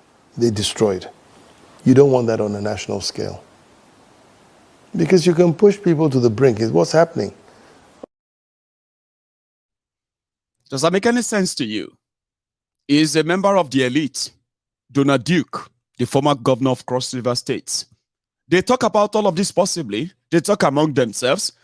They saw an averted revolution in 2020, right? They saw the build-up, the anger, the rage. And they tell themselves, we don't think we will be able to tame this for too long. It might look like it's been tamed and tamed and tamed. This energy. And then the further destruction and then the destruction of Nigeria, as we can see, is building up this frustration very soon. Now from streets, they're going to hold us and tear us down. And if you want to do anything, he says something, he said, they've got nothing to lose. Do you remember when I said something similar? That they've taken away everything from us as a people. And they don't even give a damn about it. Sure you get. They don't see it as that. They have taken away everything. Freedom, liberty, free will, good life, what do you call it? A protection, rule of law. The real law. Citizenship, something that makes us or gives us a sense of belonging, something that connects us to a nation that you can say, this is my country. Something connects me to this country. They've taken all of that away from us, subjugated us. And they expected us to just say, yes, sir, yes, sir, yes, sir. No, there will be a time that a lot won't say yes, sir anymore. It is going to be a pushback time because we've got nothing left to lose. Have you not noticed? They stole everything from you. Now them get them. When you look at the way disobedient operated and still operating, they are showing and telling the whole world, they've taken everything from us. We've got nothing else to lose except our lives. So if you have taken from us, if you have stolen from us, if you have oppressed us, if you have been an alibi, if you have been an enabler, if you have been a collusionist, if you have colluded with the people who did this to Nigeria, a day is coming that you're actually going to be asked and you will not be able to pay back. There's no amount of what you've taken from them that will be enough to pay back what they will demand from you. So when Keyamo says something is building up, he's right. When Donald Duke says that this is going to be from passive revolution to actionable revolution, he is also right. In all of this, now the people where they dig the pits, when you get sense, you found yourself in a hole. Shouldn't you stop digging? Politicians have ruined Nigeria, divided Nigeria, stolen Nigeria blind. They've corrupted the entire institutions in Nigeria. Nothing, absolute nothing actually works for real anymore. What does that tell you? Anarchy, chaos, looming. And the man that is it's like what do you call that? Is it the Moses that have to like part the river, make peace, and let distressed and oppressed pass, and he doesn't even know. He has it, or they gave it to him. Maybe he knows, maybe he doesn't. But exemplary simplicity. Like Dick said, a lot of people believe in Obio. Even Soludo, the Solo dumb that is trying to play a smart one, today marker is 365 days that he was sworn in as governor of Anambra. And somehow, they said that Obi doesn't really plan to steal your show. It just happens like this.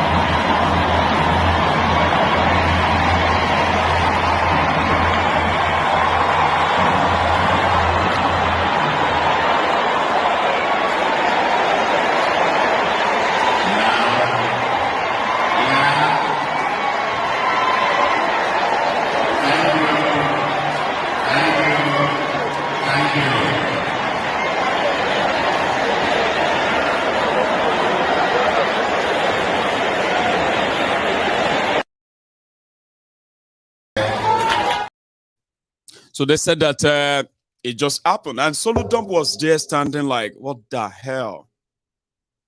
What the hell is this guy doing? How could he just come in now?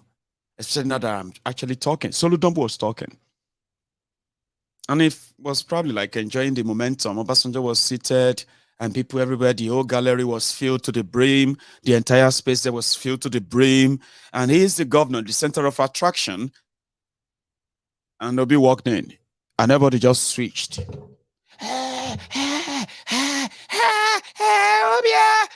Waiting. I'll be raging and fuming on that stage, like, damn it, look at them. I have the other video where Solo Dump was saying, it's okay, okay now, it's all right, hey, yeah, it's okay. I think the former governor is just walking in. I said, Solo Dump. Anyway, that's just by the way. If I actually saw Tinubu screaming, help, they want to annul me, they want to cancel my election, please help. That would have been so hilarious, right? But it's not him. It's not even talking. We don't even know if he can talk. We don't even know if currently he's a vegetable too. We have no idea. Except whatever Festus Otobo Keyamo tells us, except whatever Fani-Kayode says, except whatever Bayo Ononuga says, who else is there? Except whatever Dele Alake says. Now you are back to that era. They say your president is a picture. Photo. No be juju be that. Now your president is a picture. Nigeria president now photo. Everybody go snap photo with that. Say our president is snap photo with the video from Abuja from Canterbury. Hey, snap photo with the Rogers. Hey, snap photo with this one. Now president now photo on a vote. Your president is now a picture. Photo. Not be juju be that. Not be when our fathers die for Jordan and we they care for them, keep them for house, they pour libation. You lose na prayer and say, Moko Buhari boy you lose Buhari prete. Oro rusada. Bueno rula. Chitombo arembofu. Chitombo arembofum. Alaji Asari. Mama Peace. Let's scream. Call. I am here to help you. Pick up your phone. Call in and make your own contribution. Tonight, Mama Peace, please call them. Shay, help us, help us. There is God. There is God, oh God, oh God, oh God, oh God, oh God, oh God, oh. God should descend, oh, today God will descend here. Nigerian women will not cry in vain. Nigerian women will not cry in vain. This thing will end today. My sisters, if your child lost, will you stay and keep quiet? Will you people stay and keep quiet? The president now is calling you, come, I want to help you. You don't want to appear. Will you agree? No. Now the first lady is calling you, come, I want to help you. Come to find your child, your missing child. Will you keep quiet? No. Child, there is God, oh. There is God, oh. The bloods we are sharing, there is God, oh. There is God, oh. There is God, oh. There is God, oh. There is God, oh.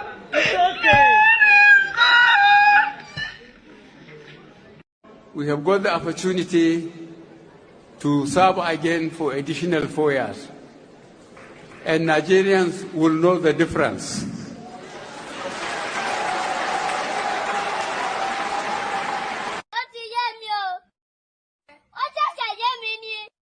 We have.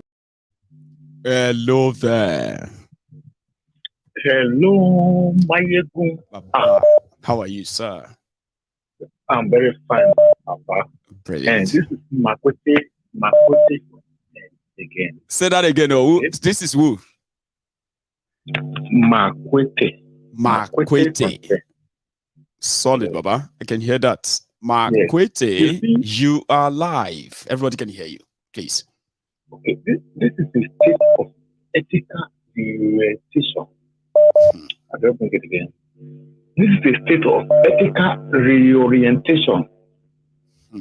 The same thing, vis-a-vis senior quano. They are speaking the same language. Yeah, it's very people. Mayegun, I owe you high esteem for all the programs, everything you have been doing. Okay? Thank you. But it's not solving the problem. The problem is within us. We. How? How can the problem be solved if we, the problem opener, the problems all of us will create the problems. Don't know where the problem is coming from. We are still creating more. We are creating more. So instead, yes, you have to sit down. Your orientation have done a lot of things. I've told you long ago that I left Africa for the past 24 years. I've never been there. I don't want to visit there. I don't want to see anything there. Okay, that's my own case. It doesn't continue as much. But all these scenarios, all these things we are seeing, how? Because it was very painful when I left Nigeria. They drove us off. We the fighters. They drove us off. They now left with something a make way. They say, this is YouTube. We cannot go there, you know. They drove us off. The war fighters, you know. They now left Tony Kabaka with a more low they talking about. Those are talk to come and be taken. If we were there those times, because I said I'll never go back there because I've built my generation here. But it's very painful that these people that give this generation for me, I can't have to reward them. But how can I go back? My children, they are going up. The other one is going to marry tomorrow. You know, this kind of stuff. I'm very sorry, you know, but let us have hard. Our country, we will have to continue, especially the part of the reorientation. I can't really deny that. We really need to. It may not seem that it's working, but let's be honest, right? It's difficult. It's difficult. Look at Oshowore. That man fought for another 12 years. How is he going to do? I'm a very big fan of him. You know, look at, you know, we are all set back. Look at even you. We are here in Scotland. It's like a home, blessed. When I wake up, I have some bells, canaries and otherwise. That one I just with hope. It sounds good to me. Nature and all that. Children, all stuff, but it's not in my home.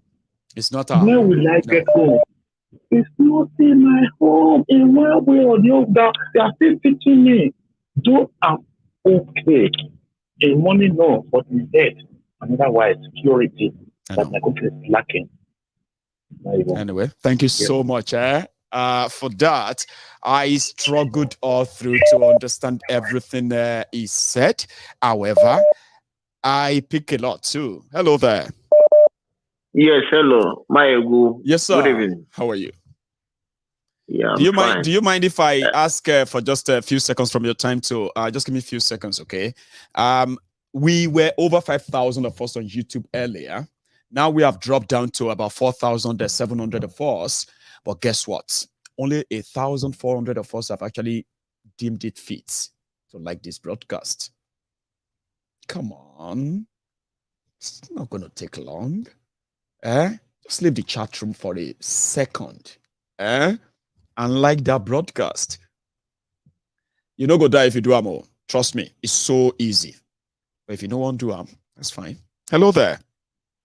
Yeah, I'm here. Sorry for keeping you waiting, right? Please, go on. Yeah, good evening. Yes, sir. Nice to hear your voice. Well, I'm very grateful for you. Thank you, Baba. Thank God for your life and life of your family. Thanks so much as well. The good work you are doing, the God Almighty will continue to bless you. Amen. I know that. Thanks. What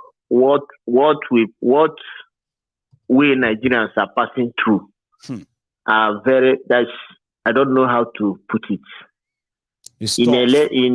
During 25th of February, I was down there in Port Harcourt.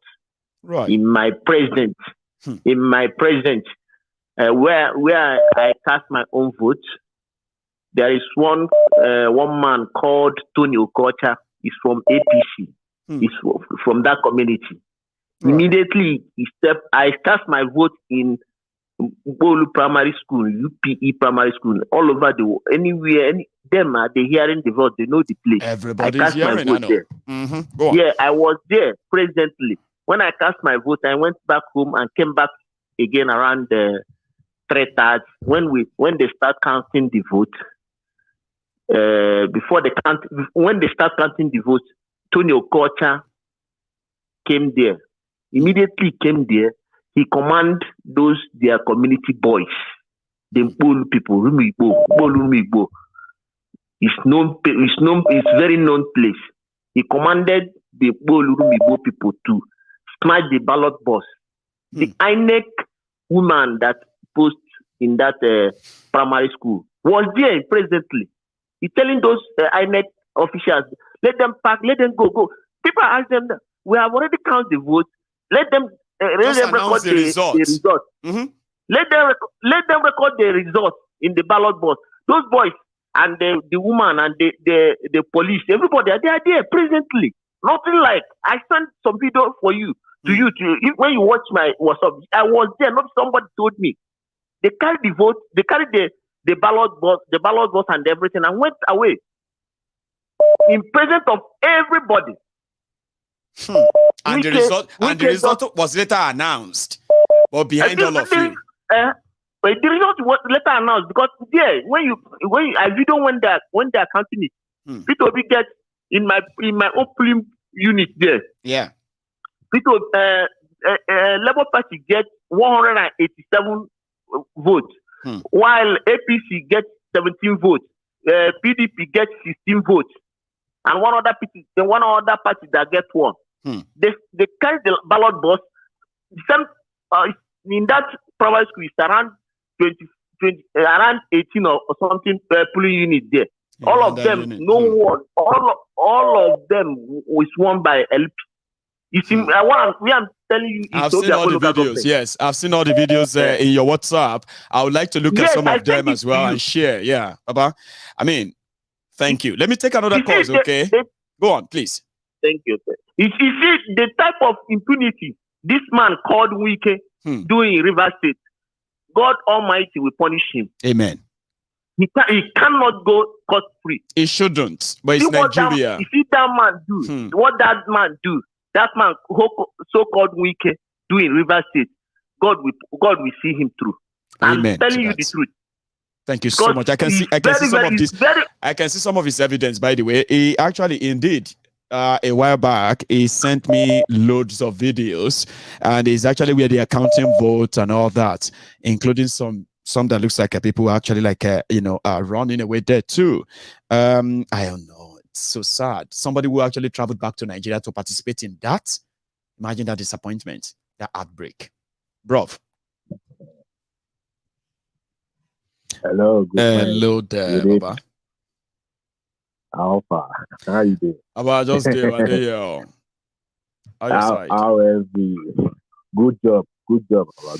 Good job. I was away yesterday, and everybody was like, "We are looking for you." I was waiting. Maybe you were going to come back. Honestly, man, people need to know the secret. Okay, see, if I'm going to go live, except if it's an emergency, whenever it is 7 p.m. Okay, usually. If you're watching me right now, this is 2 minutes past 10 o'clock in the evening. Now in Nigeria, it is 2 minutes past 11 o'clock in the evening. Now, all over the world, you can set your time based on how you set your time in Nigeria and then put it back an hour. Now, if you want to know if Mayego is going to go live or not, just come on to Mayego's Diary Politico on YouTube around anytime from 6 o'clock in the evening, anytime from 6 o'clock. So when you check, you will see a scheduled broadcast. That is to say, Mayego is going to be live. If you don't see anyone by 7 p.m. and there is no setup of any upcoming broadcast, Mayego is not coming live. I am probably taking a break. I did yesterday. I needed one. Sunday, how are you? You do, Baba. Baba. I think point that we have right now in Nigeria is a normal thing. You don't become normal, and it's a replica of every institution in that country. I mean, for example, look at just what happened yesterday. Right. I want to take people away a little bit into Sport Alera. The Super Eagles lost the game yesterday with a lot of players that are doing well in their club, various clubs. What I want to try to bring out is this: those guys are doing well in their club, but each time they come to play for Nigeria, is a big problem. They say this is a replica of a good Nigerian doctor or a good economic who's a Nigerian. Whenever it's in that country, can't perform, but where they immediately step out of the country, they leave. They perform properly. So I mean, these are the things people need to start thinking. We have a foundational and institutional problem. Remember the last time I spoke, I said, Baba, we have a faith state. And when you have a faith state, that institution is not working. There's nothing you can do about it for now, unless those institutions are. I don't know why I said that if you find yourself in a hole, right, you should stop digging so that you can take a look around you and see things you can fix or not. But if you continue to dig, that means you're going to be deeper and deeper in that hole. People who dump us in this hole, they are not giving up. They are still digging. They don't give a damn about how rotten it is. Yeah, you're very correct. You're very correct. That's why that's why I've been your own person when it comes to breaking up those chandels, those sham institutions. Yes. There's nothing good is going to come out of those things. Nothing good, Baba. Nothing good. Don't let that in there. Anything. Those institutions are working. They don't care. They don't care at all. And when people talk, they say you want to take our job. Like what that idiot says, because I just don't understand when people just come, when people say the truth and you come out and portray rubbish bigotry, things that are not true, And they are good at it too. They will do something and they will say, now you the do them. Or they suspect that you're about to do it. And they have to allow the people that you're about to do it. Meanwhile, they are the one doing it. I have studied them for a while. I just feel sorry for people. I honestly, I think that was my point that I didn't want to bring out this night, because I just want to let people see that nothing is going to work. What is happening in Nigeria, what is happening in every institution, sport, whatever, medical, health, whatever. That's what is happening. And it's only when you get closer to them that you realize, unfortunately. Yeah. Baba, Let me allow that caller. Thank you so much, Tunde. I'll take another call. I have someone on the line again. Here. Hello there. Hello, Mayegun. Hello, sir. Thank you. Baba. Ọlọ́run á tọ́jú ẹ. Àmín. Kò síbẹ̀rù fún ẹ o. So, kábíyèsí o. Kì í ṣe pé bí ń pa ẹ́. Kì í ṣe pé òun tọrọ jẹ. Ẹni tó bá ti wà lóyìnbó tó bá mọ nǹkan tó ń ṣe kó máa dúpẹ́ lọ́wọ́ Ọlọ́run. Gbogbo ohun tó ń ṣẹlẹ̀ yìí. Ọlọ́run fẹ́ ká tún gbọ́ jù báyìí lọ ni. Mi ì lè parọ́ fún ẹ. Ó sọ̀rọ̀ kan. Mi mọ your area of specialization, but only general knowledge of life.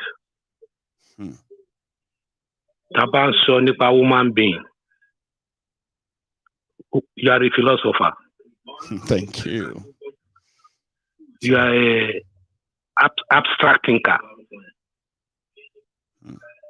Ohun tó ń rí ọ̀pọ̀lọpọ̀ ò rí. But you want people to see it. That is why you are saying it. That's right. Oh, Soroko, you said something. And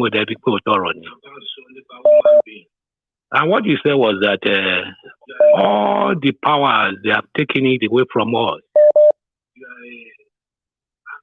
Fundamental human rights, prosperity, instrument to make somebody better in life. Exactly. Self-esteem, self-worth, citizenship, protection, security, things that actually give you worthy of life. They deliberately took them away from us, sir, intentionally. It's a statement, and it's very, very rich for whoever is knowledgeable. Okay, when we talk of rule of law, I need to some extent. This is my second time of having a discussion with you online. I can remember. Yeah, please, sir. My name is Abolabi. I'm one of your top fans. God bless you. You said that. To my own best of understanding of rule of law, it has three meanings. Supremacy of law. Number one. Equality before the law. Number two. Fundamental human rights. God bless you. Number three, sir. If any of those is missing, there won't be any progress. Yes. Now, what is going on now? You can see that all people all look for government. They are. And they're very close to their grave.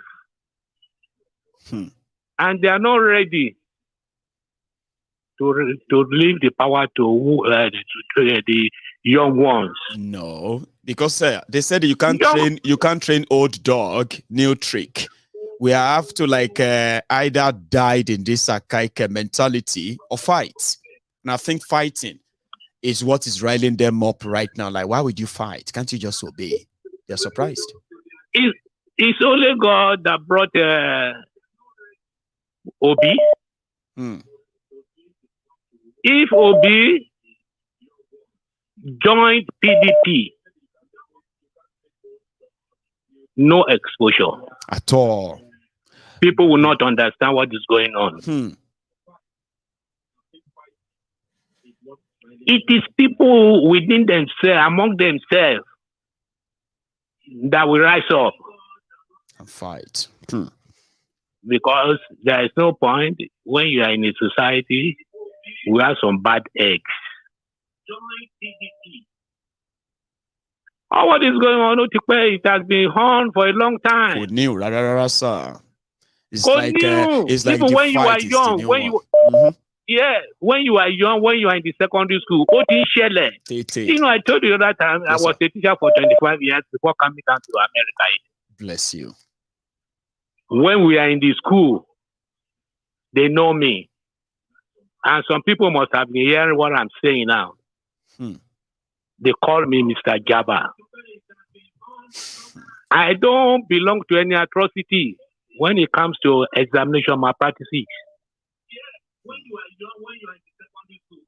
And these teachers, they will gag against me because I never participate. They even come to me to give me money. Because they know me as somebody who doesn't tolerate nonsense. All these atrocities, so it crossed across the board. Yoruba, Igbo, Hausa. Nobody is scared. Everyone is in it. Yes. Yeah, but those who are not involved are very, very, very, very small. They will tag them. You see some teachers, they will be fucking the student. And when I go to the class, I'll be telling my student, you are doing rubbish. You can fuck yourself. Why do you need to fuck teachers? I by the examination, WAEC. You see some people, they will come because they have the money. They will bribe the teachers. Whereas some teachers, will be responsible for every subject. And this money is a peanut. It's peanuts, sir. What they actually have to spend and I mean to sell their souls for. So thank you so much. Thank you. And these teachers, when they close, after closing hours, you still find them in the school. And their fathers, their mothers. Why are they doing all this? Poverty. Think of one thing. The principal of a school doesn't hand up to 300,000. A sole administration of a school doesn't hand up to £300 a month. A sole some principals, they don't have cars. No fans in the school, and they are saying Lagos State is a mega city. No computer for students. Where does he get his money? In America, if you go to the bank and you are about to deposit $20,000, they will look at where do you get the money from? Where did you get it from? Yeah. They will question you. You are so right. My bank called me when I was raising fund for that for the legal fees of the people arrested in Nigeria, the Igbos and the others. Yeah. When we're raising that money, so that money was passing through my bank. Now they didn't have any problem with the money coming through my bank, coming. But the moment I started transferring the money to the owners and these people that were supposed to get them, my bank called me. First, they stopped all the money that I was trying, because in a single day I sent about 15,000. No, sorry, I sent out about 10,000 pounds, and they were like, "Why would you do that?" I was like, "I've got almost 30,000 pounds in my bank. It's not my money. They're donation, right? So I'm going to have to pay them out." I said, "No, you have to come to the office." So they allowed me to send out about 4,000, and they held on to the rest. And I said, "It's me." No, that they said, "No, we understand it's you." But so when I went to the bank, they took me inside and they were like, "Are you sure? Like, is everything all right?" I said, "It's not my money. Here is the link. Look at this place. That's where the money is coming from." Here in this country, you don't just put huge amount of money in your bank and that's it. No, it doesn't work that way. Let me tell you, brother, with this prevailing situation, we have got into the apex. The zenith of all of the old nonsense, yeah? We are COB, when did it start? Not up to 1 year. It's not up to 1 year, sir. See people has mobilized. See people who he talked to, within the inner circle. That's what Donald Duke said. Donald Duke was like, what is he telling them? He's not saying anything so special. Yeah? And they will do anything just to get him there. So what is he going to do with them? Sir, let me take another call, so that we can get everybody on. Okay. And another thing I would tell you is that yes, continue with what you are doing. I will. People are behind you. I know. Thank you, You sir. are a symbol. There's nothing they can do to you. Nothing. And I trust you. You have independent mind. I do. And the And I Almighty ensure, God and will I'm also continue to- financially, sir, I am also financially independent. So if you are going to come for me, if you're going to come for me, I like you. You will likely I have like to, you so much. you know what I mean? You likely have to have something solid that is not shady before you I can. like you so much.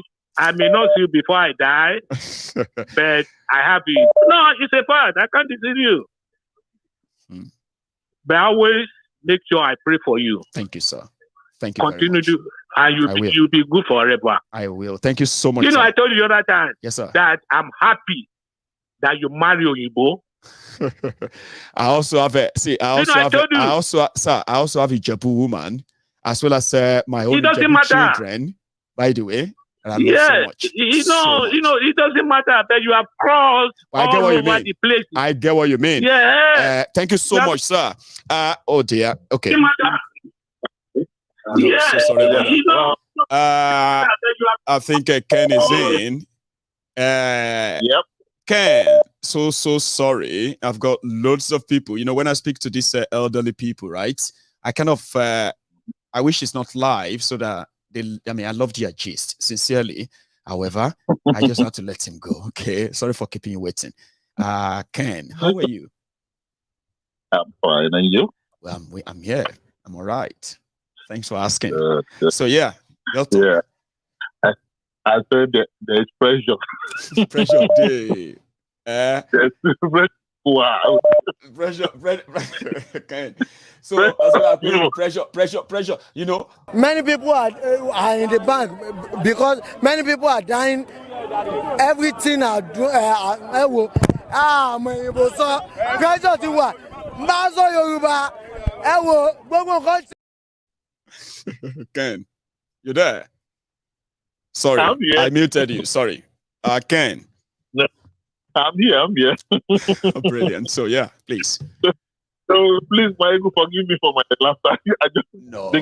It should be part of it. I mean, you can't swallow. I mean, can you swallow laughter? No, you can't. Let it out, please. So Michael, like myself and the Temple of Truth has pointed out from the beginning of this charade election and up to now, you can see that just as we predicted, that is exactly what played itself out right here. We watched the part one of the rigging, and then we thought maybe we'll probably the part two might not be as exciting. No, like we expected them to disappoint us. Okay, like now you see now it's now better. INEC said it's going to be better one. Now you see it's better now. But did you see what they did in Enugu? Omo, Enugu returning officer went to Abuja with the result. When he got there, they gave him another result, and he publicly said this result was given to me by the INEC chairman, Mahmoud. I don't know what is in it, but I just have to read it. They read them, they announce the winner. In Nigeria, I see what I know go there. Ken. And that, like we said, Nigeria is a crime scene. It is a crime scene. It's a crime scene. So, as you watch the part two, if you remember the part two, and then you saw, just look at that wonderful movie in Lagos State, where literally every thug in Lagos are moving from one local government to another, telling people if you're not voting for this person, hey, don't bother. Openly, and then they still went ahead and still announced results of those same areas. Do you want to see the number of agberos, thugs in the mega city captured in a single image? Ken, thank God you mentioned that Lagos, okay? A while back, they were destroying Lagos. I think it was in 2021 or thereabouts or so. The thugs were fighting. Guess the commander of all the thugs in Lagos, that's MC Olueron. He did something very, very surprising, right? He invited all of them to a meeting somewhere in Oshodi. And he told them, all of you from Lagos Island, I want you in Oshodi, come around. Now, look at this video. Ken, just quiet, okay? This video, these are just Lagos Island thugs alone. Young people who have now been conscripted into that ad life by making them believe that extorting people is actually a job. I'm working for NURTW. All I do is just go to work. I have family. I have wife. I have children. Now they are saying I'm a thug. Maybe all of you would rigged, attacked in Lagos. You probably will see the person that attacked your own police unit in this video. Ken, please sit back. It's just a minute. What do you call it? 90 seconds of video. A minute 30 seconds video, okay? Talking about Lagos. Okay. See these thugs. They are the Lagos Island thugs only. Ken. Yep. That is Tinubu's legacy of 24 years. Do you see those young men? Yeah, I saw those are the army of young people that Tinubu have raised in Lagos as thugs. But they call them NURTW. Go on, sorry. What we just watched is the fact that he said, after using them, now they are being fed to the wolves. They are thrown under the bus. They do that all the time. They use them and dump them. When they need them again, they go to the prison and release them for election. When they are done with them, they send them back there. Some of them, anyway. Then it boils down to the same thing, what we've been saying here on the platform. Yep. That Nigerians generally they are irredeemable. You cannot redeem them. It is sad. You cannot redeem them. Look at these ones. Look at how young these ones are. Just imagine what these ones will turn out to be if they were not being used like a rat dog. Look at these ones. Look at those wasteful energy, wasteful adulthood, when they could be more productive for themselves, to their communities, to their country. That's what they have been conscripted into. Like, that's what they have been reduced into. Thugs. Political thugs. How could I respect people like that, Ken? How could somebody say I have no respect for elders when I'm talking about criminals who ruined lives of those who are supposed to actually be the future, our future, and they still don't give a damn? You actually want me to respect people who does that, who did that? No, I won't. I can't respect people like that. No. It's a hopeless situation. It is. I'm sorry. Forgive me, I'm sorry, but it's hopeless. These people are irredeemable. You cannot help them. No. It is better let them wallow in their misery. You can't help these people. You can't. Maybe I'm not saying all of them are. Everybody is bad in Nigeria, but people have to help themselves. That's the point. Exactly. If you can't be helped, you can't be helped. There are people that cannot be helped, right? Majority of Nigerians cannot be helped. That's a fact. They cannot. And these people that cannot be helped, they are drowning the people who are tired of being the victims of the same system. And it is exhausting. Let's be honest.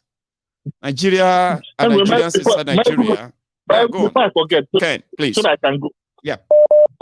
Did you see the I think you said it in your last episode, the grenade, the nuclear bomb P2B did in his petition. Yeah. Where he suddenly just smuggled in the drug issue and the certificate. It's called I think they had a name for it. It's called an ambush. Exactly. You know, they were preparing for him to prove that they rigged the election. Okay? Exactly. But this guy came back and said, I've done my research and my team are going to present eyewitnesses to confirm truly that Tinubu actually broke the law in so many places, right? Including drug trafficking. Now, it's now left for the court, according to Obi, to let him go. If the court lets him go, then that means the court, they said, well, Nigeria can be led by drug dealers. That's it. He would have done his own job then. Well, I tried, though. Your court says, the panic. Go on. But let me give you an update. The panic situation now is that the people, I don't know whether you remember when I told you about that, my friend, that it's an APC guy. Right. I remember. Now, the guy said the panic is so bad that most of the lawyers APC are trying to gather to defend Tinubu. Most of them are looking at what the structure of the petition will be presented, and they are so badly worried because one, that court verdict, which he paid that $400 something thousand, I don't know whatever. It's online. That document is online there. So which means whatever the outcome of it, the outcome of that fulfillment, that the judgment is that Tinubu was charged for drug activity, heroin and drug smuggling, illegal money laundering, acquiring properties through illegal means. I mean, if you want a video, I can send you a link. You can sit down and watch the whole 30 minutes of Tinubu's drug case in America. Well, you know what makes Obi's case different, Ken? Is actually bringing witnesses. Okay, we investigated the case. Okay, is bringing them to Nigerian court. But you know something? Immediately they said, "Oh, Nigeria will not give them visa. America will get jurisdiction in Nigeria." Say, sit down, boss. They don't need visa. They don't need to come to Nigeria. They will give their testimony, and if your court says no, they will give the testimony to us online. Now we go judge. Shebi Tinubu won't be president, Abi. Drug baron, Abi. Don't take any evidence to stop him. They go give the evidence to us online. Online courts will judge, and let's see how you deal with that. Don't be so. It's a panic mode. Oh my God, the panic. It is. Like, it is. But do you know something, Ken? Do you know something, Ken? Tinubu is so confident that this whole thing is just noise. If everything ends up, it will end up in the Supreme Court. He would rather deal with the head of the Supreme Court than start dealing with some lawyers, San, and the rest. And that is why they are trying to make it look like, hey, we are going to win in court, but these people are not going to accept the result, That is why they are now saying they won't accept. So that is exactly what Keyamo and Co want to start now. To start gaslighting the people that, hey, we are very sure that we are going to win in court. The judges are going to give us judgment. But you see all these OB people, they won't accept that judgment, They are already saying it, that they won't accept it. Sure you get now. But the whole thing is just like, the panic mode, like you said. And when you are panicking, you are bound to make a lot of mistakes, don't you? Yeah. Thank you, Ken. Thank you. Let me take another one. Thank you so much. Okay, bye. God bless you, sir. Bye. That's a Ken from the US, by the way. I have another call on the line. This time, I think the UK. Hello. Hello, Baba, how you going now? Hey, brother. How are you? I'm blessed, thank you. Anyway, it's going to be a quick one. Yeah, let's go for it. You see this issue of Tinubu? Go on. You know what's going to happen? Tell me, please. Tinubu is going to take heel and he's going to be sick. Therefore, he's not going to come to court. Mark my words. That's number so one. Easy. He could use that as an excuse, not showing up. It is, but when it's time for swearing in, then he's going to turn up. And then the court will adjourn the case. They're going to keep adjourning the case. So I don't think we're going to get any peace from that aspect. But what is the solution? You see, there's a fundamental problem here. It is. You are making a massive impact. It's about this awareness. But I wish we have the equivalent on the Igbo side as well. Yeah. Which is not too militant, but to have conversation and hopefully conversation, broaden conversation, right? Sometimes it's not always what you want to hear, but it is actually an insight into what is going on that could actually help you in your private small room there to understand better what is going on, and in fact help you react to them even better. Absolutely, not everybody actually wants to have that. No, I understand, but yeah, go on. Yeah, really want to say that, because me myself, I have Igbo friends, right? And I'm even doing I'm a messiah, so to say. Okay. But when I'm hearing their views, some views that look we don't like because of the issue happening in the East. Some don't want to be part of that. You understand? But two people here. Number one, it's a bit of digression now. Oh, it's all right. Your princess. Your princess is just like partnership from heaven. Yeah, and we thank God for her. Well, I'm so lucky, aren't we? I mean, it's not just me. I think it's the entire platform. We were just lucky to have her. You really need to see this woman outside the YouTube and all that. Honestly, you'll be surprised that why is she here? Princess, why are you here? Like, why are you with us? Right? If you see her outside, well, that's it. We're lucky. And I have many like her. We know. Many of you don't even know yet. I know. Like I don't want to pick her out of the. I know there's so many that I do not know. But go on. You have to know them. I'm going to be bringing them out soon. You need to know the women in my life. God willing. You need to know the women in my life. Go on. I thought she challenged you. I thought she challenged you. Ask Princess to recruit people like ourselves. Well, it's not good for her to be a leader alone. All right. We want to see her recruit people that she knows, because I think she's gifted so that if you see somebody that is like yourself, Mayegun, yes. I'm sure you will know that you share the same thoughts. Even without talking, you can read that person's mind because you know your spirit is in that person. You know, telepathy. Exactly. So, Princess, if you just challenge her to recruit people, that are like so that can, be trustworthy, that they do things with all their might, with all their strength, and they have passion for what they're doing. And honesty. I like that. She's hearing you. Don't say, I know. Princess. You are actually telling her. You don't know. She's listening. I know she's listening. And you know what? The one she said, and I keep saying that word to you. Anytime I call you, I keep saying it. I say, Mayegun, last, we are going to have to wear our boots, our bulletproof, our march down to Nigeria, because this thing is not a joke. Somebody called one other day, they said, look, Nigerians, they're too weak to fight. And when I do the analysis, and I can see it's very, very true, and I will tell you why. It's only Nigeria that all this is, imagine all the trends. You will expect Nigeria to have hit the streets like the NSAS. In fact, that NSAS should have been the real thing to pull and to turn everything upside down. This I know, but absolutely. Practically, but you know what Nigeria does? When you're fighting all the principalities like you have in Nigeria, there, sometimes, once it is not spontaneous enough, or it is not the time. It is not the time. When it is the time. No, Mayegun. But again, Mayegun. Go. You see, Nigeria. You see, we have fundamental problems. When those children were out there, Mama should have joined them. Mama Pekin, like people say, should have joined them. Mama Pekin. They did join them. Go back onto Mayegun's diary, political rights. October 2020. Okay. I did an extensive report on NSAS, like all the raw information.